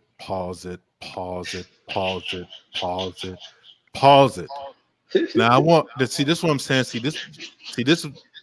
You're gonna make me go on. Hold on, Ray. You know I couldn't let that. I was gonna let it go. I knew it was coming though. I can't let it go. We just talked about this. This is what I'm saying. Like this is. I just wish that Black people, we wouldn't, because we're frustrated with government. I understand there is a problem, but you have to understand our classification, our history. You have to look at it from domestic to out to global. You have to understand how people talk around us when they do things like this, when they play in our face. This is what I call playing in our face. This is what I call this. Because you're talking to the drill baby drill guy. I just want to make sure that I'm right. Now, Paradise, just make sure that I'm on point here. Sure. Drill baby drill. You're trying to take all, we're trying to give all that, forget all that energy. And I mean, I have heard him say this.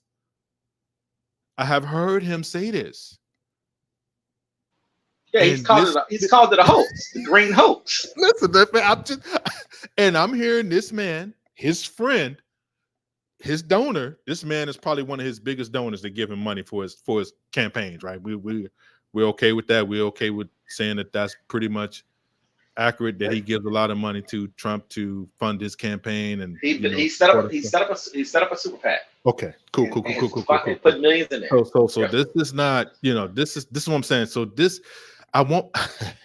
Jesus, I'm just saying, man, that when you listen to someone that will talk to his friend that he knows that he's close to, this is his partner, this is a colleague, this is an equal to him. Did Trump say, "No, drill, baby, drill"? Did he interrupt him? I'm trying to understand. I mean, I don't want to jump the gun because, like I said, like I'm really trying to understand how somebody can give you the environmental bill in his talking points, and then you're talking about it on a stump speech about saying things that is totally opposite of what this man just said.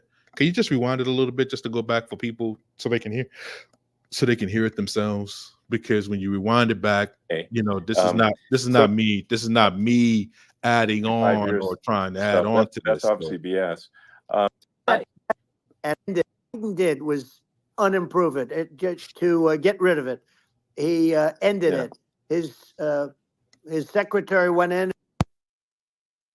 I agree. in How my crazy opinion. is that? Where I mean, you have farmers that are not allowed to farm anymore and have to get rid of their cattle, and the whole world is yeah, a that's little silly. crazy. But it's largely taken its lead from us. I just say though, I've heard in terms of the fossil fuel, because even to create your electric car and create the electricity needed for the electric car, fossil fuel is what really creates that at the generating plants. And, so you sort of can't get away from it at this moment. I mean, someday you might be able to, but I do hear we have anywhere from 100 to 500 years left. Much of it hasn't even been found yet. Yeah. But there are tremendous, like Anwar. Still, that part still. It's Bro, crazy. that Man. part is still. Wow, man. That's what I'm saying. But It's crazy. what Man. he's telling this man in his face is that, bro, I'll see you in 500 years. It's wild, man. This is crazy, bro. That statement alone, is. I mean, come on, Elon, bro. Are you this? I don't even, like I told you, I don't even know how to interpret it. I don't know how to interpret it. No, just take them from what they have shown, their personalities in the public sphere, and you know that they basically, when they're natural and they're calm, it's not an interview. This is a conversation. I mean, pretty much, it's just two people talking that know each other Yeah, it's about different conversation. things. Yeah. A conversational, communication, which means But that they're talking past each other on purpose. right. They're talking past each other. on Y'all, purpose. y'all should be arguing right now. This should be a fight. Yeah. And it should be, we're not going to do this because then you should go into policy because this, and this, and this. Right. We're going to drill, baby, drill. We're going to keep jobs in the manufacturing and stuff like that. We're going to keep jobs here. We're going to keep jobs in America. We're going to keep cars on the road that, have oil and gas and all that kind of shit. He said in his face, we're going to keep Ford running. We're going to keep Ford going, that kind of shit. You don't have what he just said. You couldn't build your cars without it. You see how he's taking the shots, but he's being nice. But he's taking the shots though. You wouldn't have battery cars if it wasn't for fossil fuel. Right. And there's no retort to that, right? Nothing. It's hilarious. I got Anwar in Alaska approved. Ronald Reagan couldn't do it. Nobody could do it. Everybody tried. Nobody could do it. I got it approved. The first thing that Biden did was unimprove it, to get rid of it. He ended it. His secretary went in and she ended it. And what a disgrace. That's Anwar. That's bigger, or they think it could be bigger than Saudi Arabia in Alaska. Could be bigger than Saudi Arabia.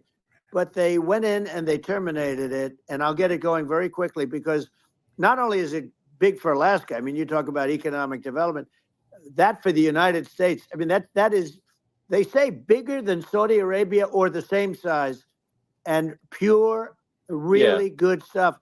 And, they end it. So I think we have, perhaps hundreds of years left. Nobody really knows. But during that time, something will come around that will be very good.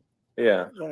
Well, I mean, my estimate would be, a little more aggressive than that. But it's not the sort of like we're all going to die in 5 years stuff. That's obviously BS. But I mean, my view is like if you just look at sort of the parts per million that increments every year, you get sort of 2 or 3 parts per million every year of CO2. I mean, I think some of that it's problematic if it accelerates. If you start going from 2 or 3 to say 5, and then there may be some situations where you get just a step change increase in the CO2. And I think we don't want to get too close to 1,000 ppm because like that's actually makes it uncomfortable to breathe. Like just existing in 1,000 ppm CO2 is uncomfortable. That's like that's considered like an industrial hazard, right? Just so it's that's actually. It just seems like something that at some point you will come up with. I'm sure you'll be the first, but it would seem that a solar panel on the roofs, on flat surfaces, on certain surfaces might be good. Yeah. At least in certain areas of the country where you have the world, sure, where you have the sun. But I would think, and I have no idea because that's not my world, but I would think that this would be something that would be interesting. But the one thing that I don't understand is that people talk about global warming or they talk about climate change, but they never talk about nuclear warming. And to me, that's an immediate problem because you have, as I said, 5 countries where you have major nuclear, and probably some others are getting there, and that's very dangerous. That's where you need a strong American president because you don't want to have this proliferation. But you have 5 countries and getting more. China is much less than us right now, but they're going to catch us sooner than people think. They're way lower. Russia and us are number 1, and I mean, we're sort of tied. And China is far behind, but they're developing at a level that you're not surprised to hear very fast. They'll end up catching up, maybe even surpassing. But to me, the biggest problem is not climate change. It's not, and everything's a problem, but it's degrees. To me, the big problem is the nuclear power. The power of nuclear is so great. And when I talk about I'll prevent World War III, I will. But the truth is that you have to, because this is no longer army tanks going back and forth and shooting at each other. This is a level of destruction and power that nobody's ever seen before.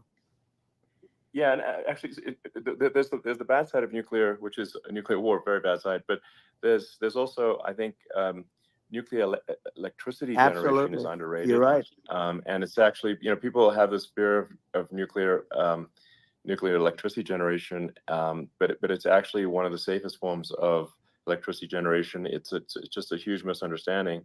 And if you look at the injuries and deaths, caused by, say, I mean, I'm not going to try to pick on coal mining, but just any kind of mining operation. And there's a certain number of injuries and deaths per year. And you compare that to nuclear. Nuclear is actually way better. So it's underrated as an electricity source, and I think it's something that's worth reconsidering. But there's so much regulation that people can't get it done. So that maybe they'll have to change the name. The name is it's a rough name. There are some areas like when you see what happened in bad branding. Right, we'll have to rebrand it. We'll have to give it a good name. We'll name it after you or something. No, it has a branding problem. When you see what happened, it does have a branding problem. When you see what happened in Japan, where they say you won't be able to go on the land for about 3,000 years. Did you ever see that? And in Russia, where they had the problem, where they, there's a lot of bad things happened, and they have a problem. And they say that in 2,000 years, people will start to occupy the land again. You realize it's pretty bad. No, that's not true. But you're right about it. It's amazing. It's actually not that bad. So like after Fukushima happened in Japan, like people were asking me in California, are we worried about like a nuclear cloud coming from Japan? I'm like, no, that's crazy. It's not even dangerous in Fukushima. I actually flew there and ate locally grown vegetables on TV to prove it. And I donated a solar water treatment, a solar powered system for a water treatment plant. And but you haven't been feeling so well lately, and I'm worried about it. No, but I mean, I'm only kidding. It's fine, It's like it's not as scary as people think, basically. But let's see. I mean, are there some other topics we should touch on? Like lawfare. I think we need to be concerned about what they've done to this country. Obviously, yeah. Well, we just won the big case in Florida. This was It's clearly.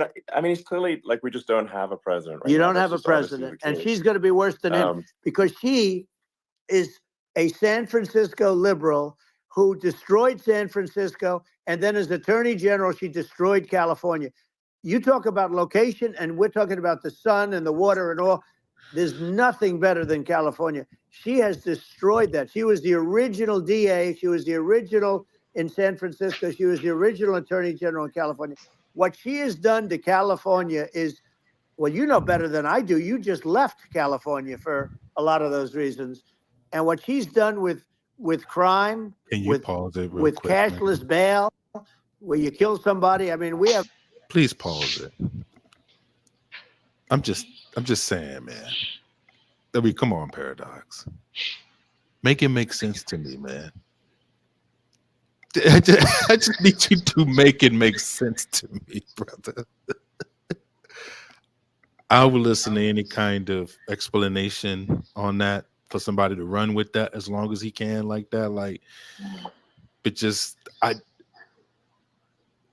not governor, not lieutenant governor, You know, it's just Attorney General destroying the whole state of California, huh? I, that's a prosecutor at that.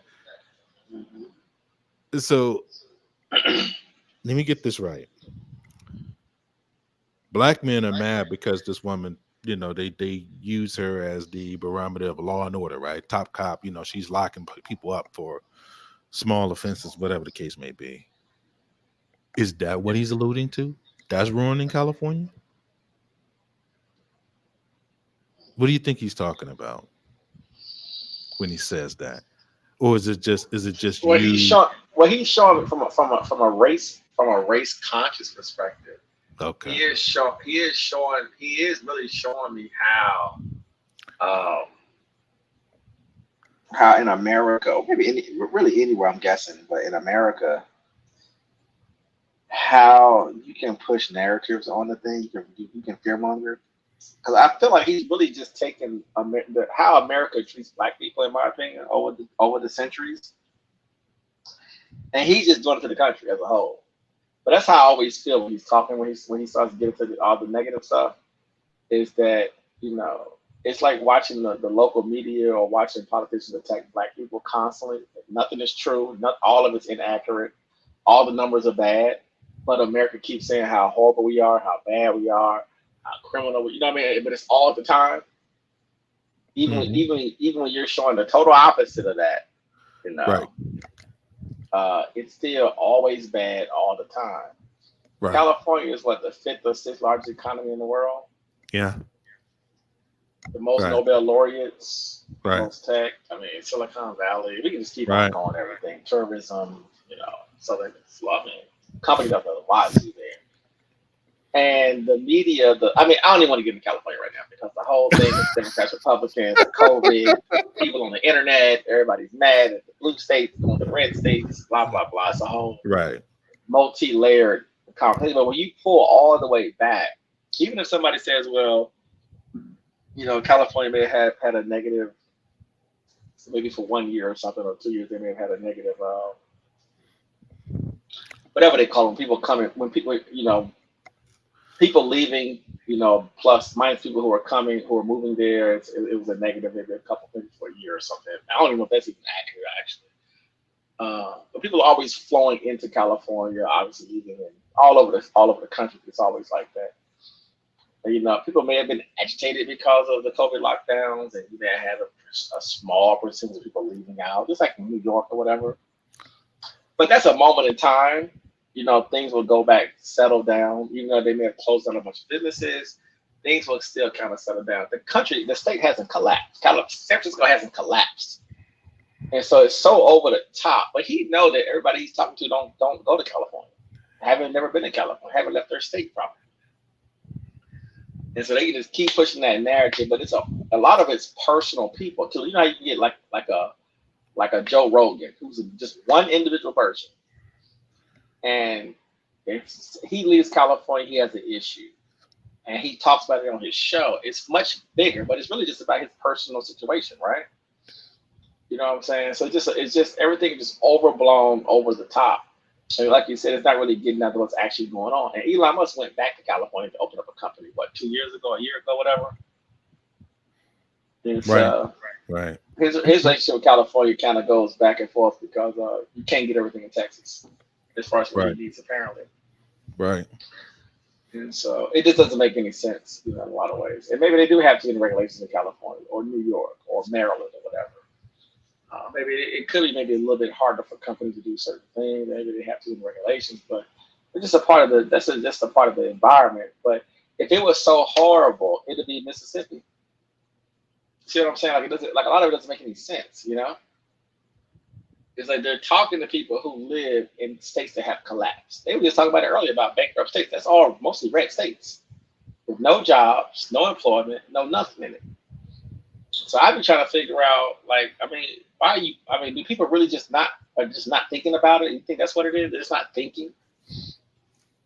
You know what I'm saying? Like, what are we really talking about right now? It's one of the largest economies on the planet. Same as New York, by the way. And then the other state, the place that you're talking about, don't even really have economies for the most part. They may Right. have one industry there, maybe one industry, maybe farming, or maybe cattle, or maybe oil, or maybe some textile industry or something like that, right? For them, that's pretty much this drive. That's it. They don't have much That's going it. on in probably 30 or 40 states. That's it. And Yeah. so it's a weird because the thing is that states like California is carrying the country. Yeah. That's the weird part about the state is that Especially they the can always region. do better. I mean the region. I mean, come on, man. Like the I energy, think it's the whole country, honestly. yeah, I mean, of That's just course, me though. like the vegetation, the coffee beans. I mean, hell, this is this is own. Really, I was about to say something. I mean, shit, damn near shit. It's like Mississippi, Alabama, and Louisiana back in the day. It's like it has its own slave labor, its own cheap labor fields and Absolutely. poppy fields and people getting paid, and they send it all over the country for Oh, for they stupid. labor. They, And I mean, they come on, stupid man. rich. Like They stupid rich in California. They're let's. I stupid mean, come rich. on, man. Let's not do this, y'all. Crazy wealthy. Let's But not do that. But when you're trying to make poor people angry, this is your strategy. You're never gonna put it this way. If you're a poor person, you will die poor. Right. We don't gotta talk much more about it. You're gonna die poor. Yeah. There is no system in place. Yeah. America is set up for you to get rich. To keep it a buck. It's designed to get rich. That pipeline for wealth is a certain size. Right. Everybody else will be Locked left in, behind. baby. It's locked in too. Now Man. you can climb your way up into the Right. quote unquote middle by Right. doing what? Getting a job as a cop, or getting a job Right, but as even whatever, as in a even corporation. having a small Stay business, there, even having a small business, or doing right? working for yourself, basically. But you stay there for 30 or 40 years, or you keep your business for 30 or 40 years. You save every Right. nickel. You be Right. very fiscally responsible. Be very Right. careful about where your money goes, and you hopefully have some retirement money left over Right. when you get to 65 or 70 if you live that long, and that's and life goes on. But then there's another layer there. That other layer are people who are not going to, many of them not going to be killing themselves, right? Then you have to sort of look at that and think about that a little bit more, right? Because I could argue that some people are working their butts off and they're not making anything. Then there's a whole millions of people who aren't doing anything and they're not going to go to work. So you do got to deal with that. And the thing is that either way, regardless of that, middle class, lower class, whatever, I don't believe the government or no corporation or no individual is going to make you rich. Like this, you gotta stop selling that lie. This is not real. You're gonna have to do it yourself. That's the part that's a disconnect for me on the right. Which is I haven't heard Trump mention that at all. He keeps talking about what he's gonna do. What are you talking about, bro? You can make what he can do, left and right. They can make rich people richer for sure. Absolutely. Yeah. They can make life somewhat easier in certain, like I said before, certain pain points if you're in the middle. But man, if you are poor, I don't see it. You know what I'm saying? I don't see it. That's why I don't really see where what you gonna get. That's why I don't understand. Like, if you really are a poor person, you're dealing with disabilities, you need subsidies to help you live. This is not a race thing that I'm talking about. I'm just talking about living. You need help by the government. You should not be voting Republican. That's just the way I look at it, because you don't have easy access. They're going to restrict it. They're going to still do it. Don't get me wrong. It doesn't end. It just becomes harder to get to the money. That's all. Like, certain states run a certain way, this and that other. But like what I'm saying is, for people that are at the margins, right? Poor people that are that need help the most, need to have government fill in the blanks, right? Your type of government, or the type of government that you need to lean in on those people that are trying to provide that, and they can be held accountable for providing those for you. When you're dealing with the right, the reason why it becomes kind of like you become a squalor of yourself, like the educational system just turns into shit. The reason why they just, like Alabama, right? People that vote for it all the time, but they don't get the national funding money, don't get spread evenly across the state, especially like in Black neighborhoods or underfunded schooling systems and things of that nature for rural areas. opportunities for those kids to get scholarships and to move into different communities. That's why those people are generationally poor, right? If you're dealing with states like that, then those states should be dealing with groups that are going to be able to fill in those gaps, especially when they're behind at the level that they're behind, in my opinion. But that's not what's happening here. You're stuck in a region. There's a culture that's attached to the region. And what is the barometer that we can't get over again when it comes down past the social, past the money, past all of it? What's the thing that we always come back to? Paradox? Race. There you go. It doesn't make sense unless you put that in an equation. It doesn't make sense. You cannot get around it. You can't equation yourself out of it. You can't blind yourself because it doesn't make sense if you don't add that. It doesn't make sense because people are literally getting people to they're literally spiting their nose. I mean, spiting their face. I mean, what is it called? Like you're literally hurting yourself by voting certain people in, and they're going to keep it that way strictly because they don't want to give those same kind of benefits to the group that needs help the most, right along with the white group that needs help the most, also in the same areas in the same neighborhood. They just may be across the track from each other, but they still got welfare and stuff like that going on. They still getting the benefits. It just becomes harder. You know, the money's restricted or the money's moved over into military contracts and other, government ventures and stuff like that. It's almost like speaking about how they spoke about opportunity zones. Well, opportunity zones were for people that like could get like loans up to like $500,000 to $1 million. Did anybody know that? Like this is like for people that had like not just small businesses but lucrative small businesses that that they can make money on it, that they had to get loans for to kind of make sure that once they got these loans, then they can get the opportunity in that particular area. But they had to show good credit, stuff like that. And how many of those people are going to demonstrate that when you're dealing with people that basically need those opportunities at the margins? Well, what's the most? And I don't believe in either party when it comes to this stuff. But I don't either, man. I don't either. That's what I'm saying. Because on the left, you're going to get more government support for, like, say, public schools, but they've had ample time to build. Give me one school that you guys have invested in that said, like, okay, we got some. I mean, it's not that easy. We got to do it left and right at the state level, but politically speaking. But up until this point, I haven't seen anybody deliver me something that says, well, look, we got this school is well funded. It's one of the top schools in the country in this particular kind of neighborhood. It doesn't work like that. No. It follows the money, public or private. This is the best that they would do in certain what I call Uber cities like Washington D.C., San Francisco, Chicago, Los Angeles, Atlanta. They'll give you a charter school for those kids.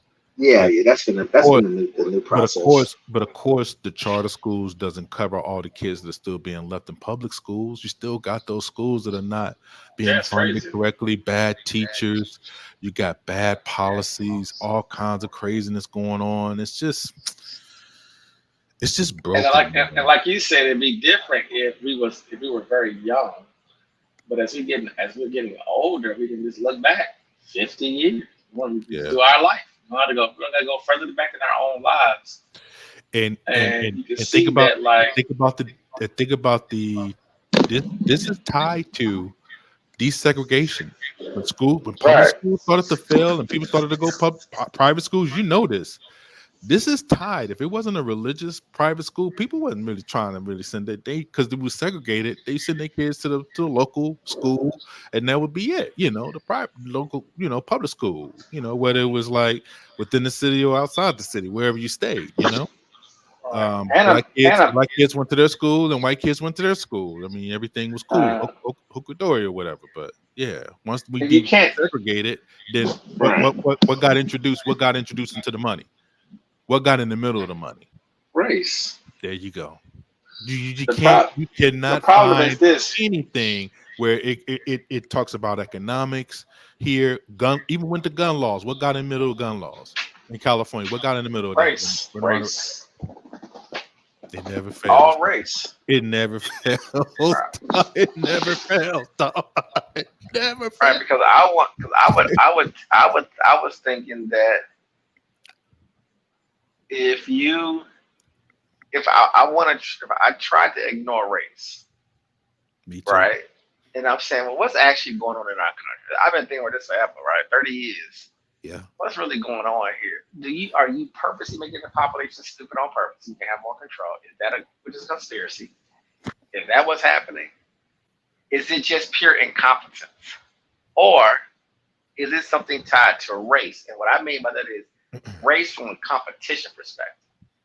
And I keep telling people every time I hear things like we're at the bottom 30, we're at like 36, we're 40th in reading, math, comprehension, right? I said, just give me the number for the top 10%. Measured against the rest of the world. That's all I want you to do. The bottom 90, I don't care about that number. When you pull that 90% out, we're like number 2, number 3 in the world. Right. So I don't really know what's going on, to be honest with you. And so when you look at everybody else in our systems, in our societies, the question I'm asking myself is, are you doing this so it's not competitive? Because if you level the playing field and you think about it like this, right? They laissez-faire our schools, right? So unless you're the top 10% talented and gifted, you laissez-faire. Do whatever you want. Be whatever you want. There's no real pressure on you. If you come to school, you come to school. If you don't, you don't. That's up to your parents for the most part. We'll pass you through. Am I right or wrong? That's nationwide. It doesn't matter. Talk to people from all over the country. It's all the same conversation, right? Right. And I don't have to talk to anybody. The outcomes are already in my face. I watch kids graduate every year all over the country. What do you end up doing? Because nobody's talking about to go to college like that on scale. Because the colleges we would need triple the colleges. They'd be busting at the seams because everybody's ready to go. Right. Right. You know what I'm saying? And there is no pipelines as far as massive pipelines of people who are going and say into some sort of system to where they're going to become their own owner of things. Right. I mean, matter of fact, the system is so crazy that if you don't go to school, the system don't even have anything for you until you get out of high school. Right. And that's still all contingent on the parents that you have. Right. So like I said, all depends on how you want to look at it. America gives the opportunity individually for your family to take risks, to move places, to get second jobs, to put you in some kind of private school to make you somewhat competitive, or to move to a different area that's high end and get you into a high end public school. You do have that choice as an individual. Great outcomes come from that, right? But baseline schools are way below where they should be at, obviously, right? It should be much more. It should be much more pressure on kids to learn. And we've seen examples from around the world of what it can look like. It's gonna suck for the kids, of course, but to make our kids have more comprehension, better reading skills, better math skills, if they spend more time in school weekends, there's more demand on the kids. Versus, that's my issue with the government stuff, right? Versus creating this thing called, where we are now, right? We got this thing called a public school. You legally have to go, but you don't legally have to learn, right? You don't legally have to be taught with proper education, proper tools, and proper teachers. But I'm gonna still force you through this system. That's where it shows where federally, or on the state level, it can be problematic because it'll be different. They're like, well, we're gonna force you to go to these schools by law, and guess what? You may not like it, but you're gonna get educated. Right. That's not what's happening though. That should be. It's a travesty what we have done, what we have done here in this country, and what we have allowed to happen to public. We shouldn't be grown in public school, though. We should not be having sex, hanging out, chilling. Even that's not everybody, of course, but I would say it's probably 30, 40, 50% across the board. I know, man. Kind of have you kind of like a little grown up in high school, like half the kids. The other kids, like I said, depending on your parents, of course. Once you move past that 50%, I would argue that it starts to get a little bit more stricter, a little bit more tight, a little bit more controlled.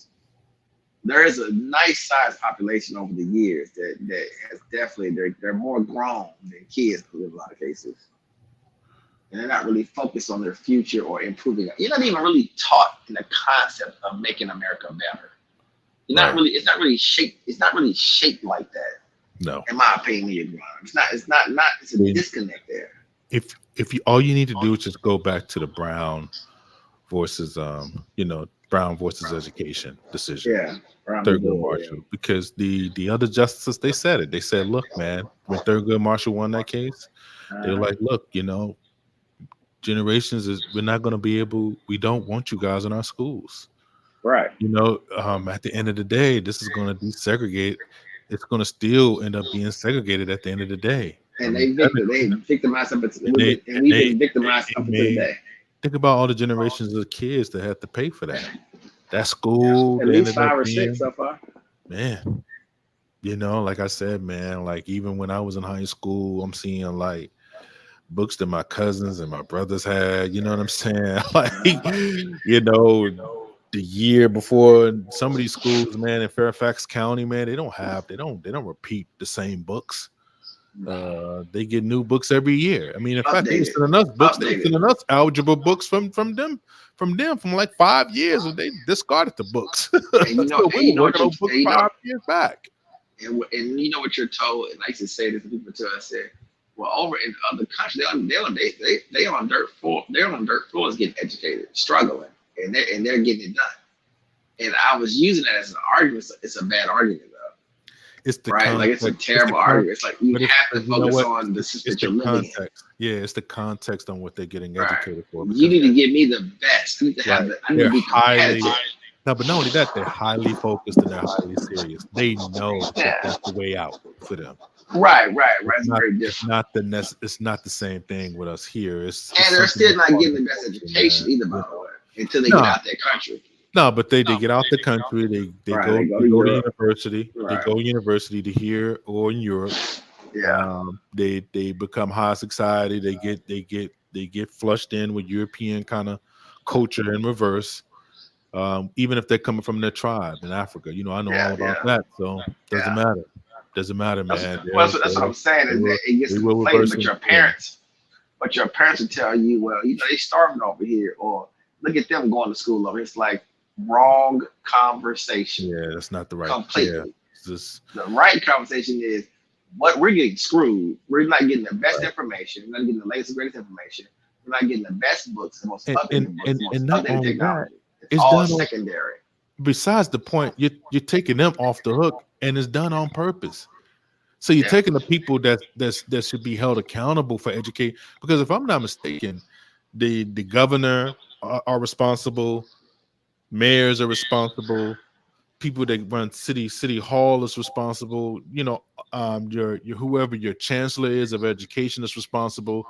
Like you have so many channels of people that are responsible. Yeah, that are responsible for these children. At the end of the day, they're not really getting held accountable. They're like they're being held hostage by the environment and the kids instead of basically. Yeah, they always make more education for everyone. It's just. And Trump had 4 years to overhaul it and didn't do nothing. No, because that's the epicenter of black failure. Why would you do that? Why would you correct it? Why would you fix it?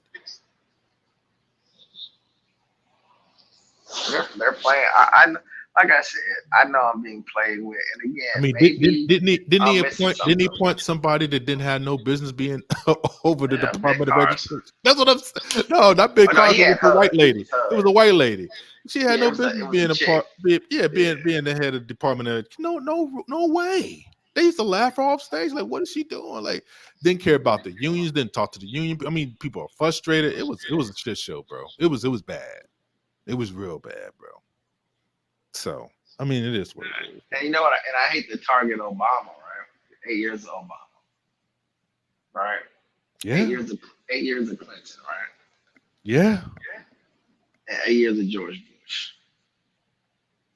And I would love to see numbers in that window of time, though. 8 years of Reagan. 92 to 2012, though. I would love to see the numbers as far specifically black people, what are the numbers of like for if we measure just different levels of success? If we measure it, what is the in that window of time? Like, what does that look like? To see, do we have any improvements? But I think what sometimes happens is, as America gets more successful, more of us get more successful, and so it appears that we're doing something that we might not be doing. You know what I'm saying? You know, are we working? Are we out indexing ourselves within the system in certain areas of academics? But it's hard to see it because, you know, like I said, as the system does better and gets bigger and better and more improved, more successful, more money, it trickles down more than it trickles down. So we get richer, you know. But are we breaking out? But are we breaking out of some of these systems though? And it just doesn't appear to be that. No, I just think that we're so steeped in dysfunction that the people that break free of it, we look at them as success stories, and then the people that fall by the wayside, we try to manage them at the margins. I think that's what has ended up happening. Because somebody end would up see paying somebody for like it. that. Either, so. Right, when somebody see a Charles Barkley or LeBron making way more money than in the 90s, so it appears that we're more successful, not knowing that people that's paying them are 10 times more. Like, people are way more wealthier at the time they've ever been. And so they can pay bigger numbers. So it feels like we're much more successful because we're getting more, and obviously, than we're getting in the past. It's the story of the Hunger Games. So you keep the actual bridge between those that come out of that same kind of plight and say, well, look at them, you know, even though they've been kind of plucked and they're just like one person here, one person there, out of the hundreds and thousands of people that they grew up with that didn't make it. You know, out of Charles Barkley's small community, I'm pretty sure he's the only one that made it to his level out of his community. I mean, you know what I'm saying? He's from a small and town, Charles kind of, and he really kind of just made it now, like today. And it's not like he's uber rich or nothing. He's not any of that. He's not none of that. He still got a job. Not until like when they offered him $100 million. So not until like right now. Right. You know, where he got some what we would consider real money. But outside that, he didn't make no money in the NBA. And he burnt most of that money up anyway, his lifestyle. And so TNT sustained him for what, 20 years now, 25 years? Yeah. And because media has gotten bigger and bigger and bigger, they're cutting real checks now.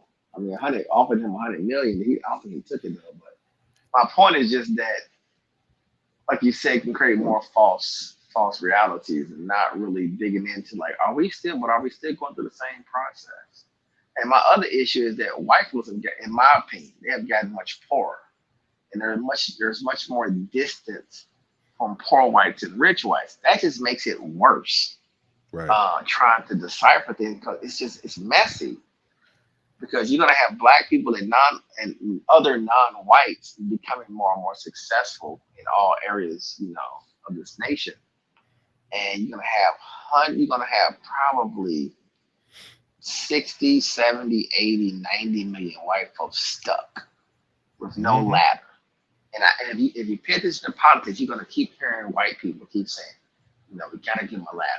We gotta bring them up. We gotta say they know that it is. We know you're not gonna inspire. Those folks are trapped right where they are. They're not coming out. You know, nothing you can do about it. But they're gonna keep selling it because, of course, you want to keep the natives in a chill state, where they get activated. Like a Donald Trump shows up and these people get activated, start becoming more self-aware of their plight. Right. And they don't know, and they have somewhere to kind of funnel the negative energy into that. Like you said, I mean, that's why he's using the immigrant thing. It's going to drive fear of people who have the least. The first thing they came out and said was what with immigration? What's the first thing they said with immigration when it comes to America? Black people are going to suffer the most. Where are you getting that from? Who are you talking about? I need to see proof of that, man. Yeah, my friends trying to work for the federal government. So what are you talking about? They can't even compete in this area, as an example. Because I can't remember the last time I seen You know, like I said, like if I have seen like a black person that is like willing to do some of the work that I see immigrants or so-called immigrants do, they're normally a person that's like strictly out of jail with a mental illness or something like that, that they're gonna cut grass. Stuff. I mean, just stuff like that. Like if you want to put it in that kind of manual labor kind of deal, but for the most part, nah, man. Nah, because you still got to go to trade school. Nobody's stopping you from doing that. Well, it's not. We're We're talking talking about about getting competition trades too, and right? stuff like that. Yeah, that's what And I we're mean. talking about Yeah, competition. of So the course, thing is that you of live course, in a society of where course. I could go to school for 6 months and learn how to code or do whatever, right? Or even a Any kind plumber of or trade or something, fixing, right? yeah, fixing anything. Yeah, Right. you know, exactly. There's great money in law and services. It is great money, and you can obviously step in law business and make a lot of money in it. But the labor part, what you're talking about specifically, Right. yeah, that's where it's just you're just not doing those It's jobs. just, which You're is just just not doing unskilled labor. Yeah, like what they see people unskilled doing labor. on the You're not doing margin and stuff like that. Just like you don't right, need paperwork. You just, hey, let me just pick you up and you just do this work for us. I don't see a right. lot of black people doing that. Nah, not at all. Now I will make this argument though. I think that if you didn't have immigration, that's a whole other problem though, outside of that's a whole other issue. But just say theoretically you didn't have immigration.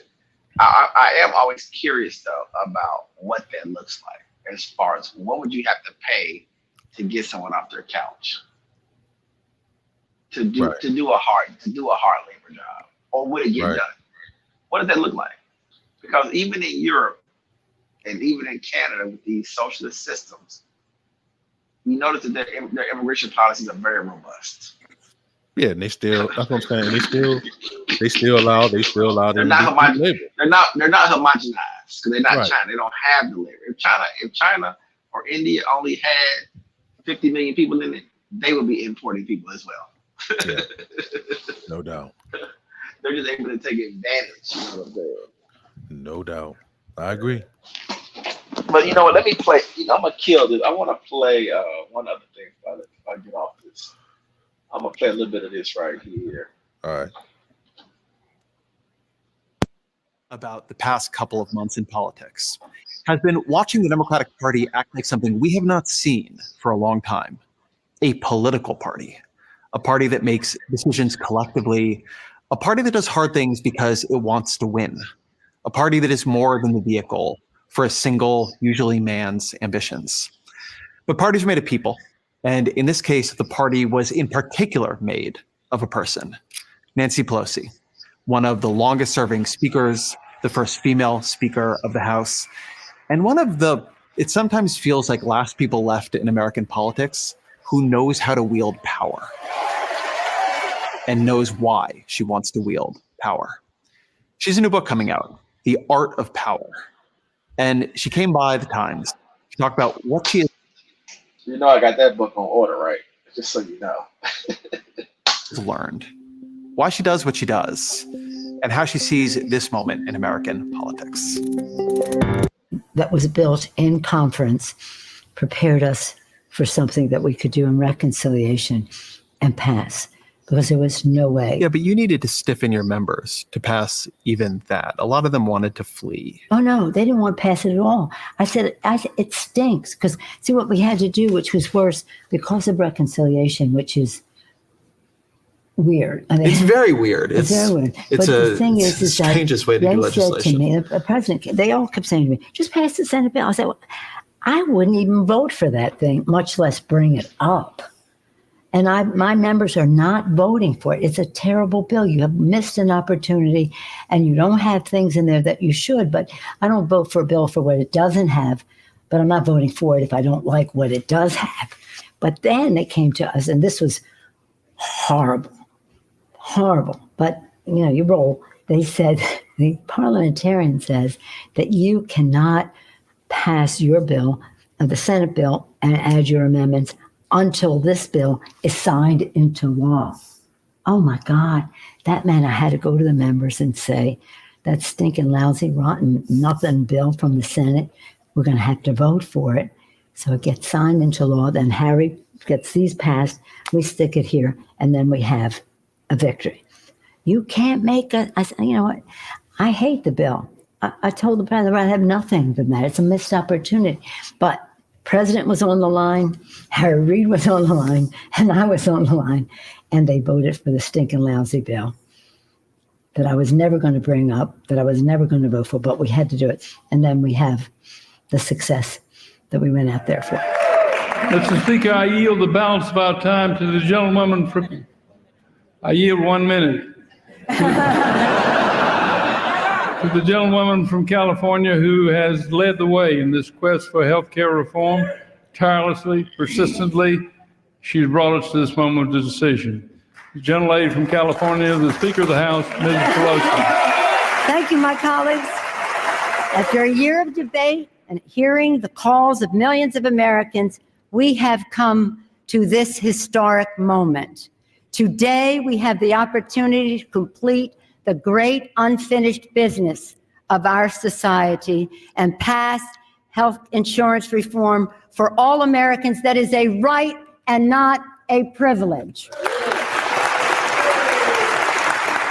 I was sorry we never could get, because the Senate wouldn't do it, public option would saved us money and said, but we couldn't get it. But we put provisions in the bill that compensated for that. So it wasn't so bad, but it wasn't as good as it could be.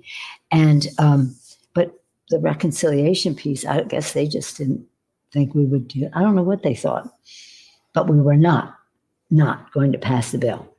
And president always stuck with us. I'm not saying all these people did, but the president always, he was one. Yeah, there are people in the White House who thought it was time to cut bait. Go for a mini bill. Who are they thinking? Oh, go run for office yourself. I mean, this ain't going to happen. Okay, you got that? It's not going to happen. Before you were in Congress, you were the state chair of the California Democratic Party. I thought I was the queen of the world, the biggest party in the country, grassroots organizing, owning the ground with your message, developing the candidates. Oh my God, it was heaven. But you're a party person, which not everybody is these days. One of the most remarkable things to me about covering the Democratic Party over the past couple of months has been watching it do something collectively in very difficult, uncertain circumstances. I was sitting with a Republican, a significant sort of experienced Republican, and I was asking, why were they so surprised by the switch? Why was there so little talk of Kamala Harris at the Republican convention? And he said, we never thought they would do it. Does that go The Democratic Party has held together as an organization, an institution in recent years, not just in the I played that part for you, DC.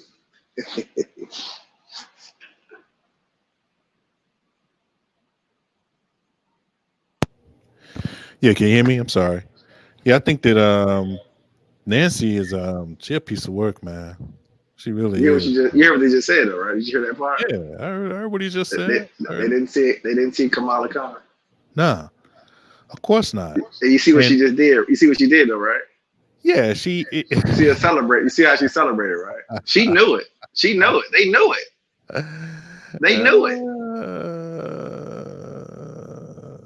That's crazy, man. Just to have the mind to know that we're about to make this play, and when this happens, they're not going to know how to handle it. We just got to do it. We just got to roll it out the right way, though. It's pretty funny. I just want you to play that part. That's all. I just want to play that part. But it was pretty funny. It's a good interview, though. Yeah. I saw a little bit of the interview. I didn't watch the whole thing, but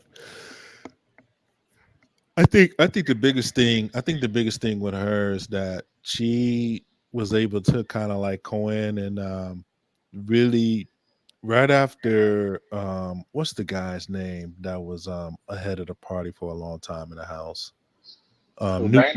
Newt Gingrich. Newt kind of transformed the way the House kind of was able to wield power, because they became like the House became more, it used to be the Senate. The Senate was kind of like, the overbearing, but the Senate started kind of going by the rims of what Newt Gingrich wanted. Like once he became the speaker, it was just like he could wield his power all around there, because it was more delegates, more money. They were closer to their constituencies. They had to run every two years, so it was always a running option, so they could primary you out that joint really quick. I mean, hell, they got what's the name up out the paint. They got two black people out the paint. The brother out of New York City, Jamal Bowman, and the sister out of St. Louis, man. They got too big for they got speaking about Israel in the wrong way, and you just got to be able to. Yeah, I mean, you're not gonna get any kind of cover. You're not gonna get no money. They got super packed out. I mean, the Democratic Party. APAC ain't playing with you. You gotta play that. You gotta know how to play that right. You Do got not to self-sacrifice yourself. Don't do it. Don't do it. You got to gain allies, man. So yeah. You see, AOC figured it out. Yeah, AOC. I'll play a little bit of this 5 reacts to Elon. AOC may, if she play her cards right, she may be not. I don't know if she would be on the same level as a Pelosi, but she could be up there with some of the ones that are like powerful. She's had the talking to. I can see how she's moving. Yeah, she's regulated herself. And she's not now. Not saying she's gonna get rolled, but that she's not. You know that squad talk is gone, right? Yeah, that's what I'm saying. So all that. Yeah. So she done pulled. They done pulled that now.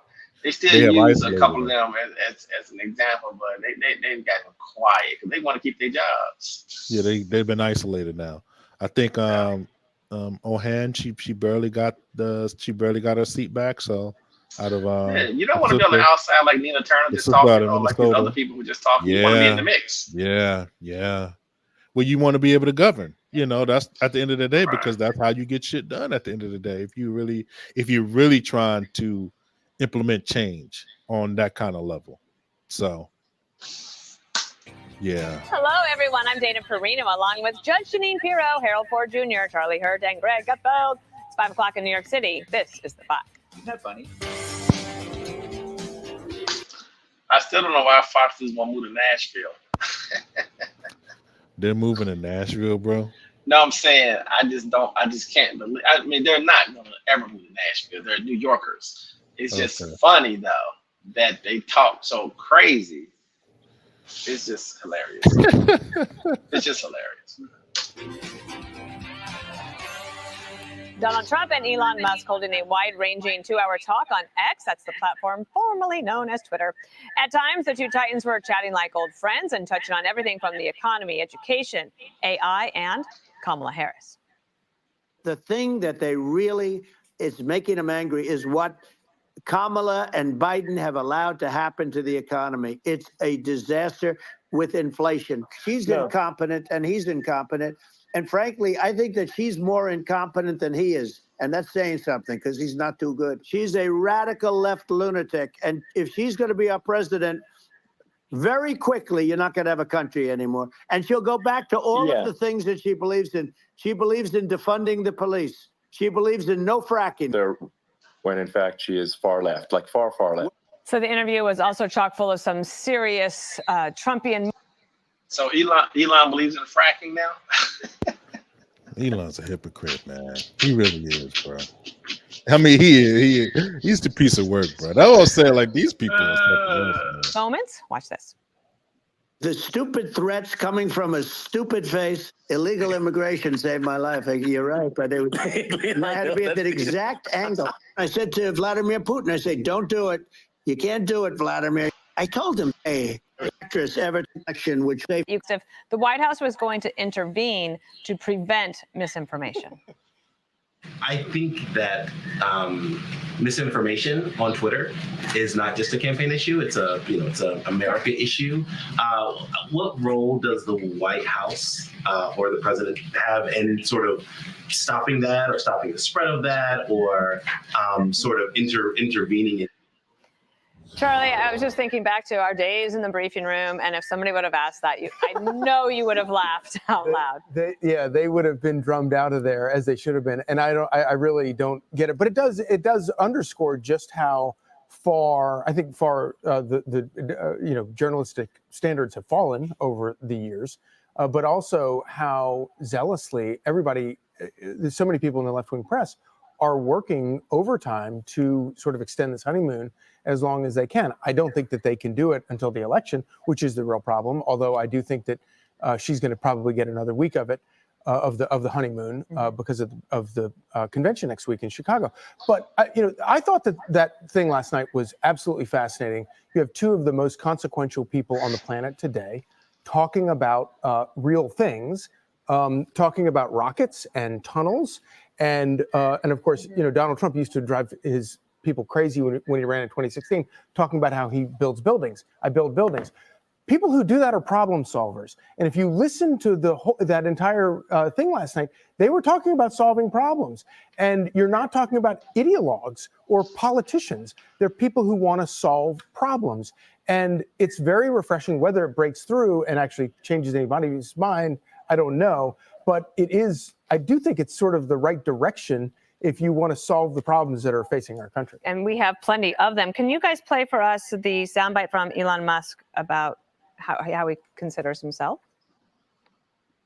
I've not been very political before. They try to paint me as like a far-right guy, which is absurd because I'm like making electric vehicles. I supported Obama. I stood in line for 6 hours to shake Obama's hand. Historically, a moderate Democrat, but now I feel like we're really at a critical juncture for the country. To people out there who are in the moderate camp to say, I think you should support Donald Trump for president.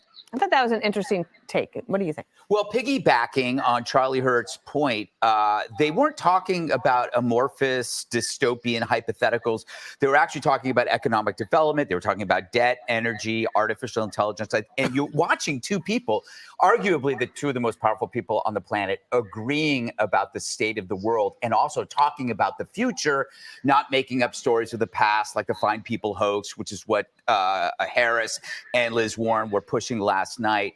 When you look at this, think about those televised hearings when our politicians are talking about one issue and they have to be prepped by staffers bearing reams of research laid out perfectly for them, and they still don't know what the hell they're talking about. And yet these two guys, I don't know how deep Trump can go on this stuff, but he can at least talk about artificial intelligence.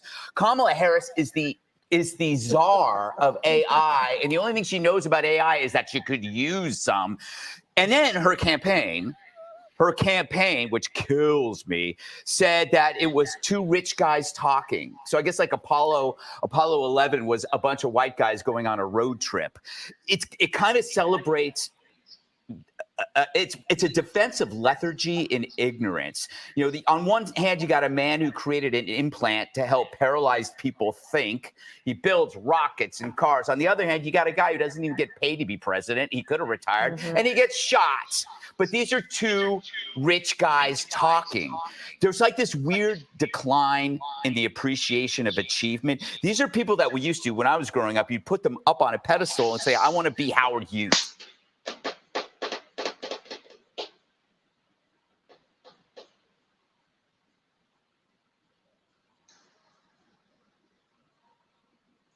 It's so much. It's so much now. It's just so much to deal with this thing, the stuff that he's saying.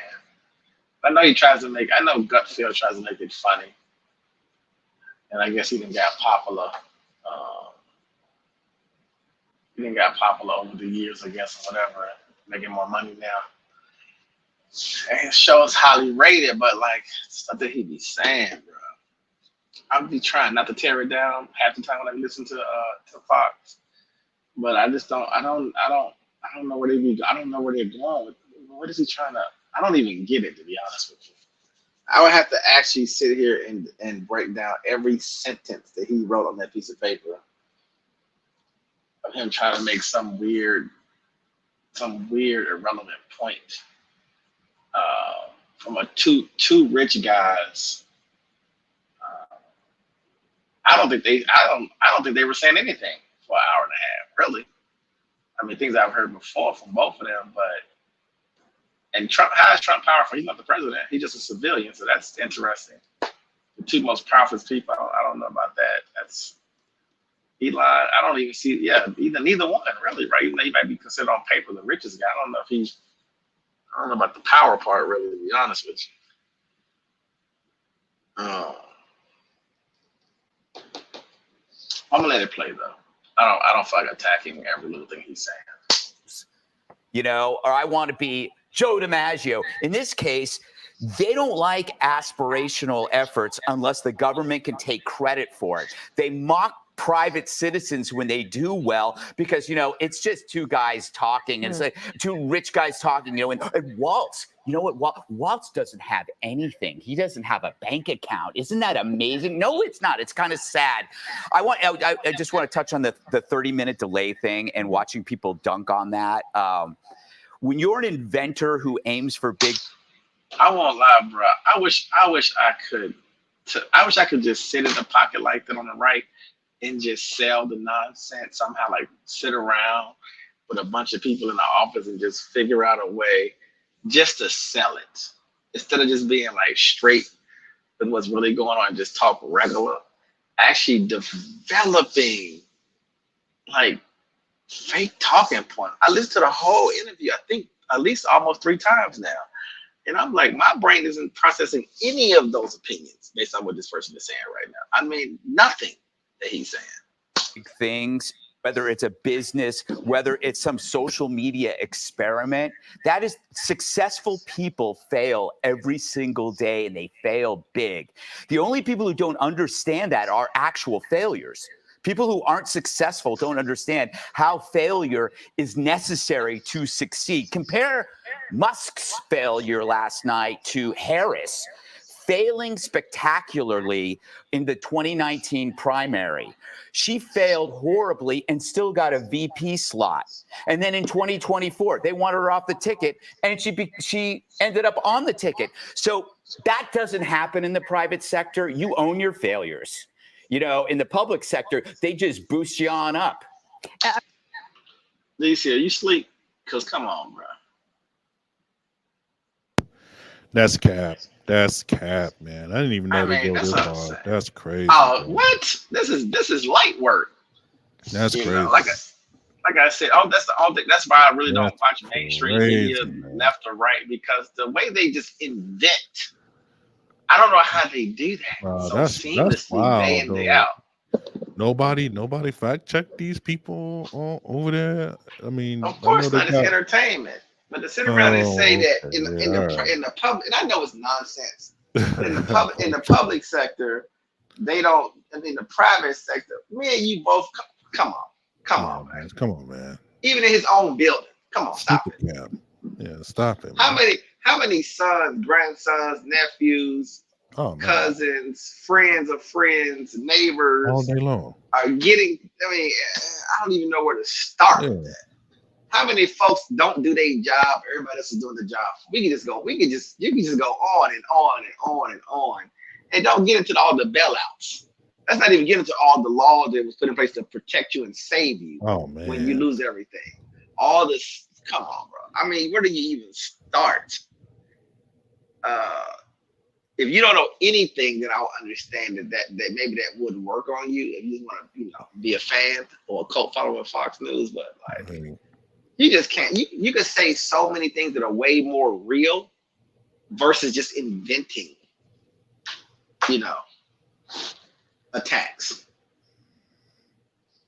I was thinking when you mentioned the 2 rich guys having a conversation. What if it had been Donald Trump and Warren Buffett? Mm-hmm. Would that have been a complaint? Because Warren Buffett is very supportive of Kamala Harris. It's like, if you're rich on one end, then you're good. But if not, if you support Trump, then you're not good. But the point that Greg makes is a good one. I mean, these are guys who've reached the pinnacle in the business world. And they're just 2 of them having a free-flowing. The other thing, DC, what's so funny? What makes this crazy is that didn't this man promote the insurrection? I just don't know how you come back from that, to be honest with you. As far as if I'm going to speak for you, you're going to pay me to speak for you. That's cool, but it's going to still not be all the way though. That's my whole thing. You can't do all that on January 6th, and we just going to pretend that didn't happen. I have to be like, okay, I'm trying to support you. I'm trying to deal with you. But just to be literally a character on television, on a thing called on an actual news station, to me, is just so insane, bro. Conversation that Kamala is trying to convince us, or the Democrats are trying to convince us, is really a threat to democracy. It's a threat to democracy because they can't control the narrative. And the amazing part of it is that Musk said, look, if Kamala Harris wants to come on X and have this conversation, I'd be happy to have her on as well. So I kind of like listening to some substance as opposed to talking for weeks on end about how Kamala just won't come out and speak.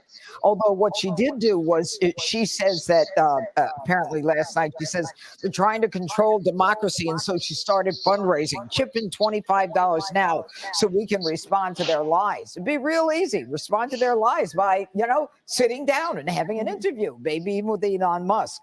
But, I liked hearing about an Iron Dome for the United States. I liked hearing about different things that could be helpful to us, some substantive things, and not the same stuff, that we've been talking about. And I really admire the two of them for what they were willing to say and what they were unafraid of. And, people are on Donald Trump all the time about the leaders of North Korea and Russia and China. He just talks about them being at the top of their game. He isn't praising them. He's speaking about reality. And, when Biden is there, Putin invades Ukraine, Iran launches, Hamas goes against Israel.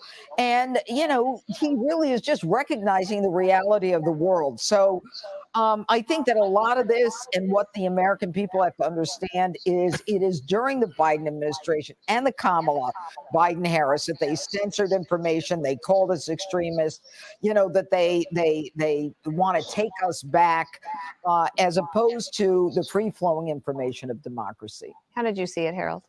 I listened to parts of it. Good to be with you, Charlie. Good to see you. It's. I listened. I saw you yesterday. And I love both of you. I love the judge.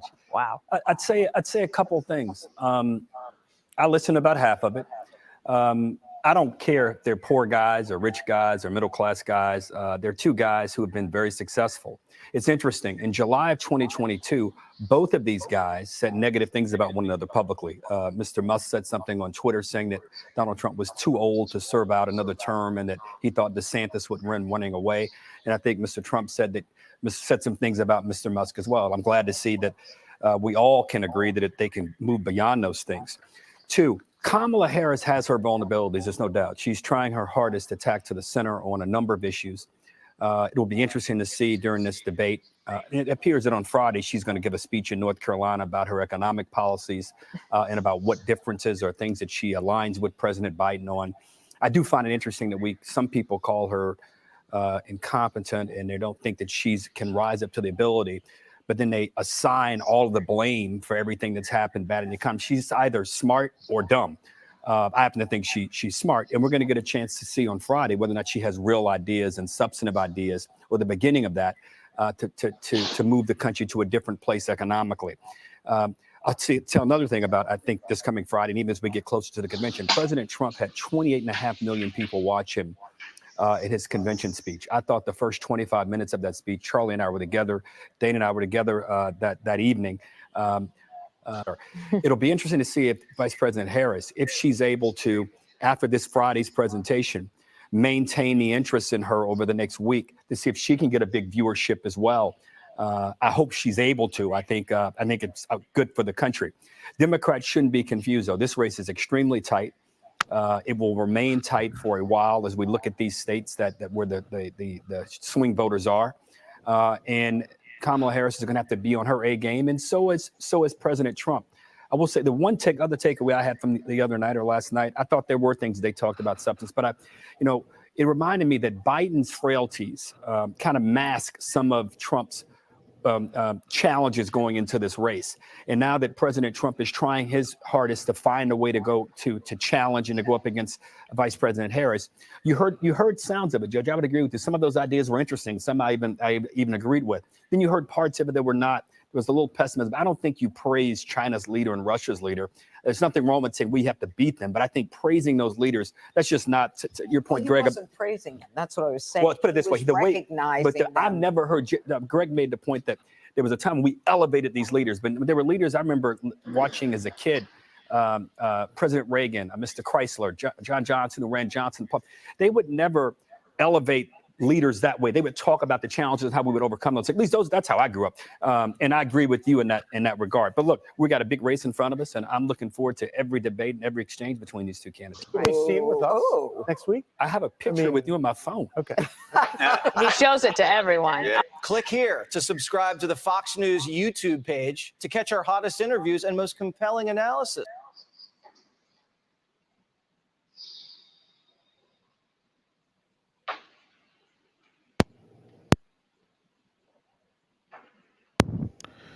Well, I mean, Harry said what he said, man. Oh, he ain't.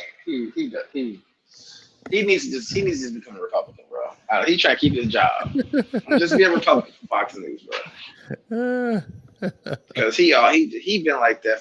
I'm like, he just want to be relevant, I think. Because but the female joint, the white chick on the joint, she be going in hard. That's what I was hoping was going to react to it, but I guess she wasn't working today. Talking about the white girl with the glasses, she be giving him the She be giving him the business. But Harold, he ain't talking about nothing. Instead of him just focusing on Kamala and just giving the points, he don't want no. Like he's scared to have get pushed back on. He's trying to like make everything nice for everybody. And he's having a conversation, not really trying to just. Pick a side. So you're getting paid to be the Democrat talking paid. Just stay there. Don't worry about somebody going at you. He's so concerned about getting into a back and forth for some reason. Right. So I don't know if his job is off the line or he just happened to be I think he just happened to be up there at this point. Yeah, I think he just don't like confrontation either. He seems to be a person that don't like. Yeah, he's very timid. It's a good word. Trying to please. Yeah, he's trying to please. I'm like, bro, just say what you gotta say. Like, yeah, he gives up too much space and too much room. He placates. To them. As soon as the judge pushed back, I didn't really say that. I was just really trying to say this. Like, what? What are you talking about? You say what you said. You don't want leaders. You don't want him praising leaders. What he does. That's his little tactic, supposedly. Right. I agree. And that goes against our general tradition where we would elevate our allies' leaders and we would make sure that the adversaries knew that they were our adversaries. There'd be no confusion. Right. You won't even really play with that, really. Man, I'm falling That's what asleep he over should here. have said. I'm about knocked out, man. So you wanted to close it up, or you got some more you wanted to get into? Let's see. I say this for later. I had some Tucker Carlson I wanted to play, but him and Dave Smith, but Good old Tucker Carlson. What? Yeah, because he had made a. They're really trying to push this whole coup thing with the Democratic Party, Joe Biden, after they all wanted him to quit for the last 2 years. So how can you run a country and be old and feeble? Now all of a sudden it's a coup. It's like, make your mind up. This is part of what they want. They asked for this. Some of them asked for all of them asked for Kamala. Yeah, they asked for Kamala. He asked for to sin. Yeah, so and trust and believe me. There it is. If she wasn't getting the heat that she was getting, they would not be talking about no coups. They wouldn't be talking about no. Yeah, that's what I'm saying. Like it's scary when you lose. You just let these people speak for themselves, man, and you let it kind of like just okay, and then just juxtapose it. That's it. That's all you need to do. It's just juxtapose what they do, and then you can make your decision from there. I mean that is what it is at the end of the day. They say enough to put them in the position that they're currently in. Their fault. Period. And the problem, the major issue. I'm gonna get off on this, but the major issue is, and like we played a couple of the videos of Kamala. The problem is She's not what you keep saying she is. Right. And I'm just confused about that part. Doesn't make You're sense. not Man. preparing to go after this person. You're making an Right. assumption based off of, I have literally no idea. It's like listening to people talking who are online and not in the real world, where you can just go and look up her videos, look at her interviews, Right. look at how she is. What are y'all thinking? What exactly are they thinking is going to happen on Friday? And did you see how Tim Walz? Did you see how Tim Walz responded to JD Vance? That's what I'm saying. Like it doesn't.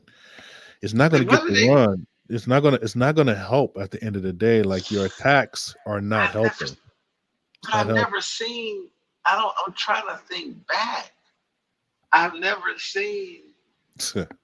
I think they're maybe lost on the internet or something. I can't find no other angle because I'm like, bad are intel, you? man. What are y'all? What are you basing this logic off of? Stuck in 2016. Stuck in a thought bubble.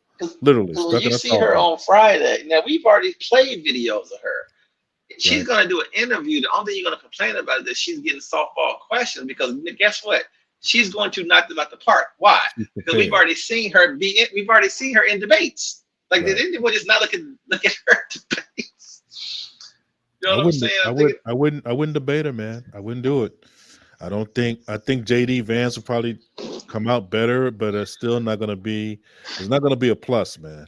You're already working at a deficit. If it's like I told you, if it's 50-50, it's an L. Why? Because you're not respecting your opponent.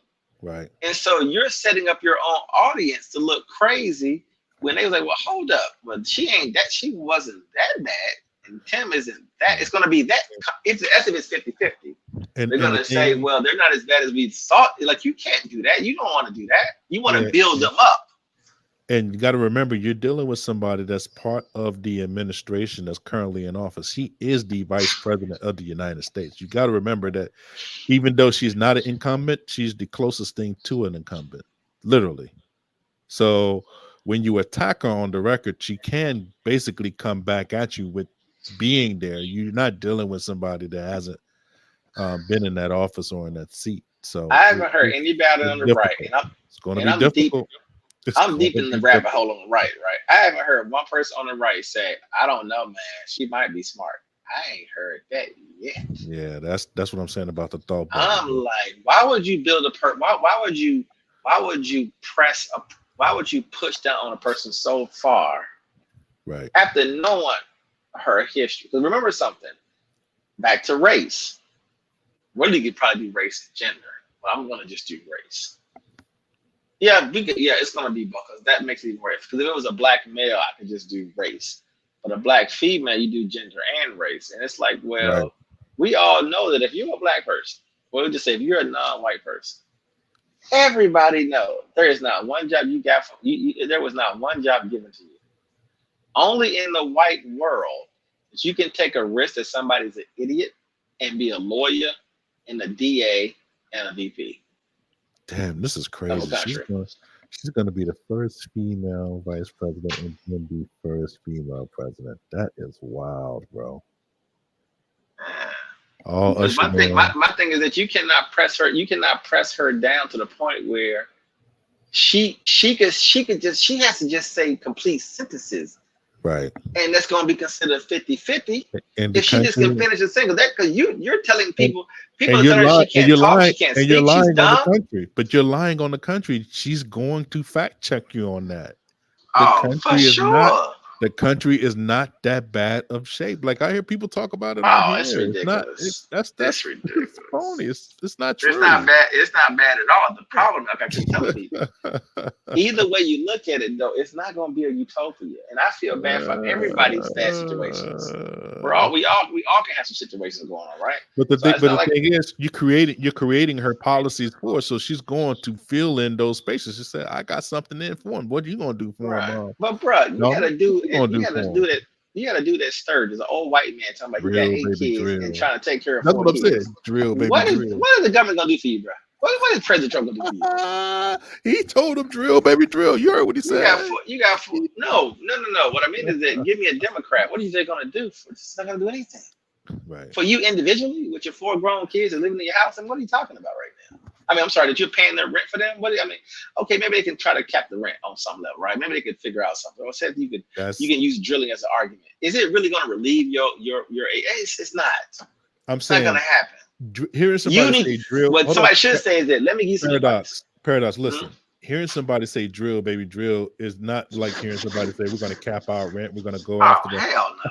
We're going to go after the like she's going to speak directly, even though it may not actually affect him, depending on what state he's in. But I mean, that is going to have way more effect when people hear the answer to the question. It's the answer to the question that people are paying attention to, and that's what people got to understand. Like, policy is not just strictly reading off what a law is. It's basically talking about what you're going to be held accountable for and what you're trying to do. If she caps rent, I'm telling you right now, bro. If they cap rent right now, it's not gonna help. Right. I believe that. I believe that's not gonna help either. Absolutely. Now, if you can figure out how to cut rent by 50%, which you obviously can't do, now we're having a real conversation, in my opinion. No, you capping rent is not gonna stop them four grown kids supposedly that he's paying their rent for them. It's gonna stop him from being in the hole with 4 people paying rent if you just stop it from going up. You have to bring the rent down. There's no such thing as that. It's the last time I checked. Have you seen rent go down in your whole life? I have, because I remember when it was $400 for 1 bedroom. Never. Then $600. That shit always. Then $1,200. Then $1,600. Yeah. Then $2,200. It does not stop. Even people that's in poor communities, man, they see that shit almost like at $1,000 now. It doesn't really. Now the thing is that now if you can, like you said, now you can increase Medicare, Medicaid, Social Security, welfare. That's what I'm saying. In all incomes to match they can match the cost of living. Then so you can spend more. Yeah, so you can spend more money on your on your living. So the thing is that don't cap anything. Drill all you want. Cap it or don't cap it, don't drill or whatever, it doesn't really matter, right? At the end of the day, if you cannot figure out a way to raise my numbers up, it's just numbers to me. That's how I look at it, right? If you cannot raise my numbers up, then we're not talking about nothing. I'm gonna be totally honest with you. I've been here too long. I've seen prices move. I don't want to hear. You have no policies that work for me. It doesn't work. Listen what I'm saying. That's the real deal right there. I'm saying when somebody answers the question, you can't just say something that's just like fluff or just basically just kind of like drill on me. Nonsense. That's what I'm saying. That's what I'm saying. You can't say that, is what I mean. That's what I mean by juxtaposing both candidates. Like you have one person saying drill, baby, drill, and somebody saying they're going to do this, and this. Tell me this, DC. So when America was drilling for oil, that makes more sense though. And oil was almost nothing, 40, 50 cents. Did we still have massive poverty in America? Absolutely. Extreme poverty. Shit, broken glass everywhere. You know what I'm saying? That's what I was told when I was younger. Shit, can't stand the noise. Right. Now I will say, but I would give the government this though. By them implementing things, it does at least maintain some things. It slows some things down. Yeah, it does put some controls in place, but let's not just blow it way out of proportion here. Yeah, it's a regular. No, it's not going to never be blown out of. It's always going to be. We have a whole financial department, man, that deals with the budget. Seriously, I mean, both sides. It doesn't matter who the sides is. We got a whole financial office that deals with governments and funding and all that. We both know about how that works, man. And they regulate spending and stuff like that. Now, they deal with it the way that they deal with it, and like I have seen, it gets dealt with some kind of way, regardless of how bad it is. So that's been my experience seeing, and I've seen people talk about, oh, it's gonna fall, it's going, they go through their whole spiel about it falling apart, and somehow that's not gonna happen. Somehow it finds this nation can survive. This nation can bounce back. So. It's not even that. This nation can survive with 1% of the people being very, very rich and everybody else being in object poverty. This nation will still keep rolling. That doesn't really matter. Just do your history and look around the country, look around the world. That stuff doesn't really matter. Right. Unless you're gonna build a standing army and take something, Most people who are common folk And, is not going to do anything. You just and going we to even suffer and keep think it about it, moving. and we have even the built-in where we give Black Friday for people that are at the lower side of the consumer base and allow them to spend up their bonus checks and their tax money and things of that nature. So it But all see, there's works people out. who, I'm talking people who drop below that.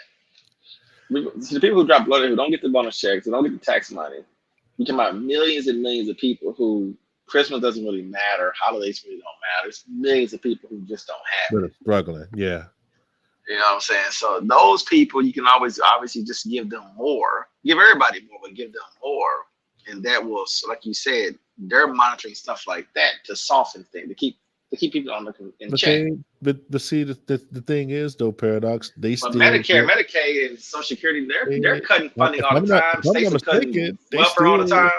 yeah, they cut, but they still, from what They I'm stop stuff. understanding, They they add more cost yeah, to they things. stop, but they end up adding it back. Sooner or later they're gonna add it back. They take it away, add it back, take it away, add it back. They find a different housing program for people. Remember they had like the But first time buyers in DC? my point is that America won't be honest.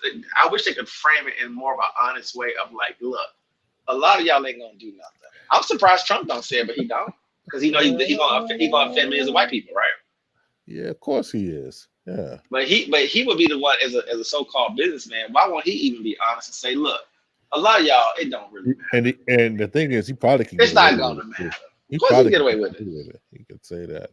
Of course, because He's guess what? he's the only one in the political sphere that I think that can say that and get away with it. Literally, like it wouldn't. Because in their world, in their world, yeah, it'd be a conflict there because some of them work and some of them don't. Yeah. But it's tight on everybody.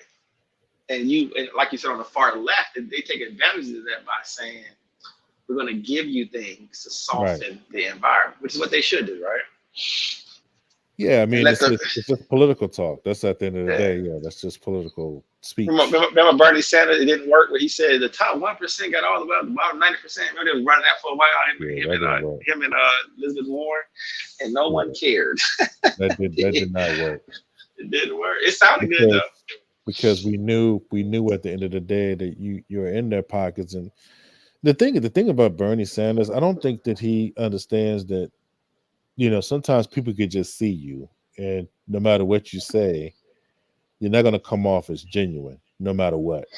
That's his biggest issue, I think, and he's frustrated by it. But I get it, man. A lot of stuff you're talking about, you ain't going to be able to pass anyway. You're going to be beholden to, whatever's going on in your little state of Vermont. Vermont is a very tiny state, man, very tiny. Right. So. But I know it gets challenging because you got budgets, you gotta get people what they need, you gotta help people who are already working, you gotta help corporations who are struggling or messing up or making mistakes. You're dealing with them as well. So a lot going on, and the government as well. So it's a lot. It's a lot. I try to think about all of it. He's not a national politician. He should have just went. He should have just went the way of going to empower through the Senate. Like Joe Biden, but he's not like Joe Biden where he can extend. He's not even good enough for vice presidency. I was thinking about who would I see him with to run with? Like, could you imagine him and Obama running together? Bernie Sanders and Obama? I don't know. That's a crazy ticket. I don't know. So, it's just crazy ticket. I'm just thinking that's the only one I could think of. I mean, knowing that he's not going to run with Clinton, I mean, absolutely not. So that wasn't going to go. I don't know who it would have been with. Him and Joe don't mix. Him and Joe don't mix together. So. No, I would love to see what kind of policies he was going to try to pull off. Though I've just been fascinated just to see. In a nation that got like 3% unemployment, most people have jobs, even if it's not, a paid job. Obviously, not counting everybody. But then he would have been held on trying to, increase the wage gap, and he would have really had to try to push that. Yeah, because this country focuses, the Democrats focus on middle class. They don't focus on poverty. No. They focus on middle class and trying to get you into the middle class. They don't really Exactly. spend their And talking points talking they about the poor. and they look at that as a positive, as people striving for that from the poor. Yeah, class. striving for it. Yeah. Yeah, even though you may never get there, but just striving for it. And I don't understand, but that's what I'm saying. They never talk about it though. Like, because yeah, the people's campaign. Right. Because of stuff like that, to kind of bring more awareness to people who it's not gonna happen. You're not going to the middle class. You're not going to the rich class. What do you do? Because see, nobody wants to deal with it. And we're not talking about 500,000 people. We're talking about 3, 4, 5, 10, 20, 30 million people. Yeah. Maybe more. There's going to be in a space where they cannot afford costs to go up. You just can't. Like you said, a lot of people who got corporate jobs have second jobs to supplement, and they got a good job, quote unquote. Yeah, making 6 figures. Yeah, absolutely. Yeah, and as prices go up even more, it's going to be have to do work. Got to work more. And like I said, it's just not the government just don't be. They just not being honest about that reality. They're really not. Because you can afford debt, right? So you're able to get things to sort of keep you kind of quiet.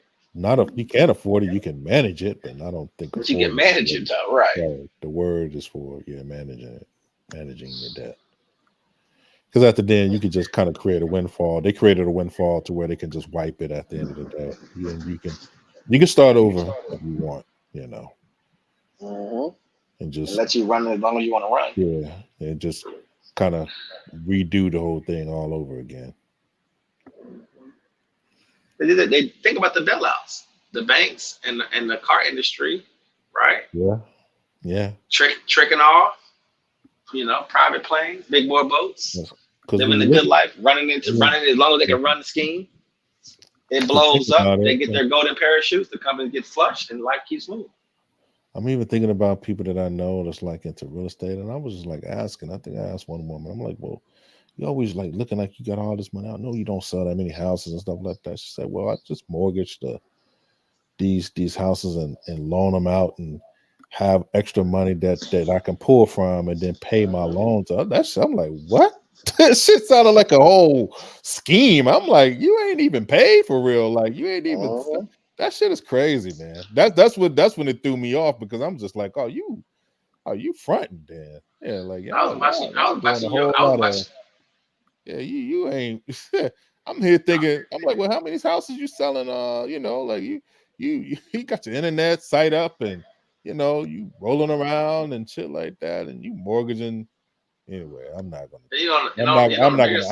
play. I'm not gonna do that. But I mean, I'm just saying, it ain't what it ain't as liquid as people think it is. I mean, it's a leverage point that they're doing. So it's just. Well, the society is shifted into debt management. That money ain't really real like that. Let me put it like that. It ain't based off what you think it's based off of. Put it like that. You're not looking at the same thing when you look at people that's rolling with real estate, some ventures. Not all of it, but some of it. So I was watching your boy on T.I.'s little show. He had your credit score man. Oh boy, He used to be on rolling all the time. John Hope Franklin. And he was like, he told T.I., I got $41 million in debt. So I got $41 million in debt. He said, that's that crazy. That's what I'm saying, man. That's what I'm saying. And then T.I. broke down the whole scheme on how to do debt, and it's not tied to you as personal. It's not tied to you as a person, right? And it's hidden away in real estate and other things. That's why you put it on the LLC. You get a business and you tie to a bit, and you keep moving the name. You keep changing. It's debt management. Oh, come on, man. So that's what I'm saying. Like these people Which means what? Him talking that talk, but you can't scale it. It's not nothing you saying is scalable. And not only that, so you're saying that you're really 6 figures, but really you're not really pulling in any kind of solid liquid income. You're just basically mortgaging it off. You're just mortgaging it off how much money that you have at your disposal. You're not really. It's not really real. You're not getting it from anybody that's buying like houses or catering to your businesses, or I mean, let me chill, man. But I'm just saying, like, it's just bullshit at the end of the day. That's why I don't like. That's why I don't like. The thing is, if you're not, my thing is, if you're not really hiring people on scale and setting those, which you're not doing, of course. I agree. It doesn't have a lot of vibe. I don't care about individual people doing individual things. Yeah, I agree. You know what I'm saying? Can you employ 50,000 people? That's what I'm more concerned about. And can you set them up for success? Are you producing millionaires? I always ask that too from a lot of these people that's out here that talk that talk. I'm like, how many millionaires have you produced? Let them tell it. They say that they can, man. They No. Not that you can. I need you to show me. I need to see them. See, what you notice is that when you come on the show, bring me your 15 millionaires that you met millionaires and let them sit with you on the show. They're gonna these talk guys about, always roll solo. but they're gonna talk about the money that you can't see it. But you know what I follow a guy. He's an investor guy. He's very popular. You know what they're saying. What they talk about. But I follow a very popular YouTube guy who's an investor. Right? He talks cash money. Right. But guess what though? I never see the other millionaires that he's made. Listen, man. He's just an individual giving advice. But like, are you truly able to produce millionaires? That you're claiming that you are. And you come to find out it's very, very rare and very, very difficult to do that. Yeah. And by the way, and what I'm saying, I mean people with assets though. Like LeBron, on some level, is an anomaly. He made his fans million. He made his friends millionaires, right? Because it's all. But I'm saying it's all liquid. It's all. But now watch this though. But every other NBA, every other NBA player got friends too, right? Yeah.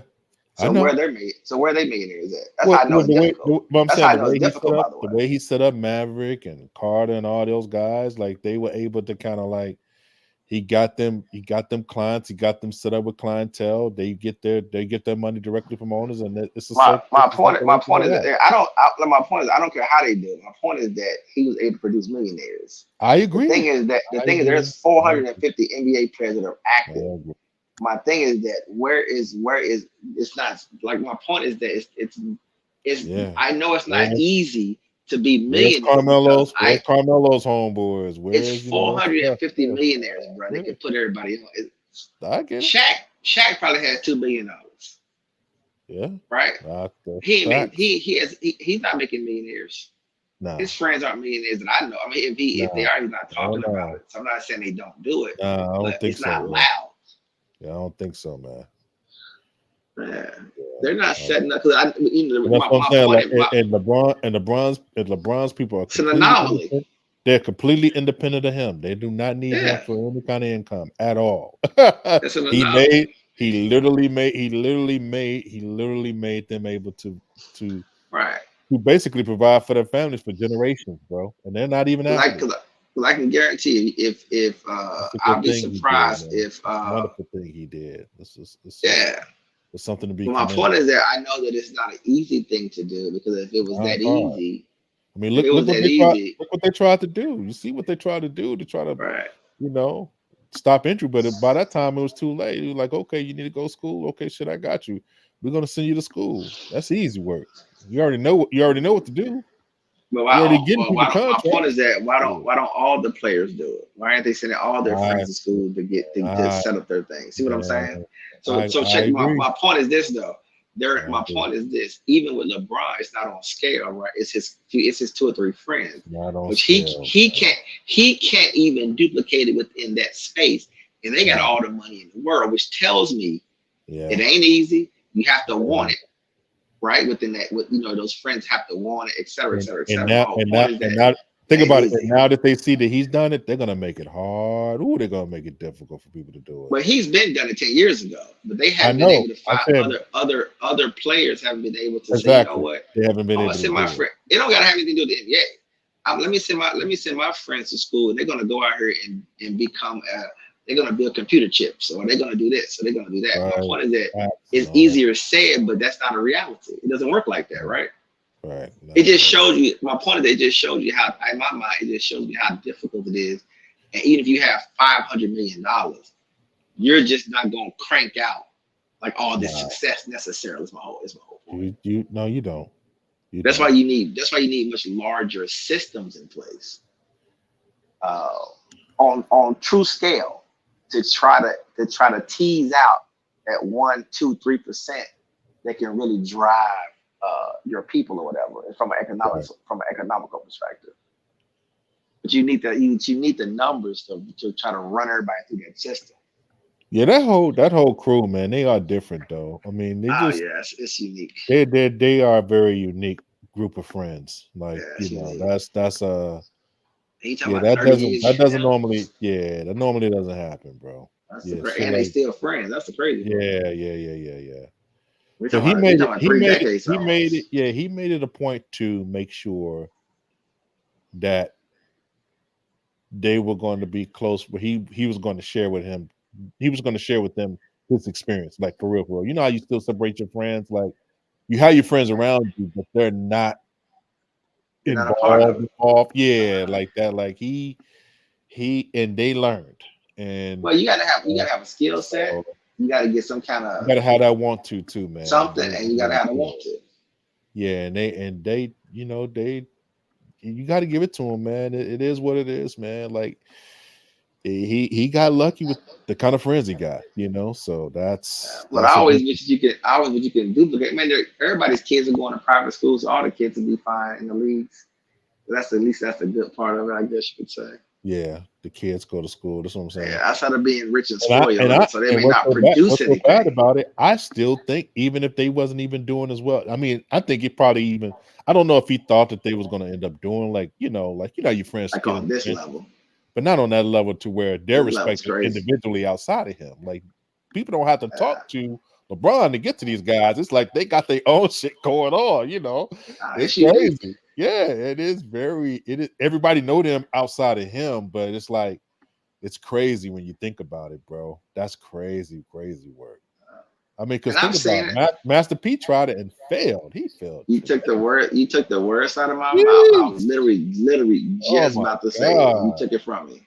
I mean, and he made it to the point, man, where it was just like, damn, man. He had a lot of cash. Yeah, but that shit you did to Ricky Williams, bro. That was oh my god. Not only that, just because you have all your friends around, and that doesn't mean it's gonna translate.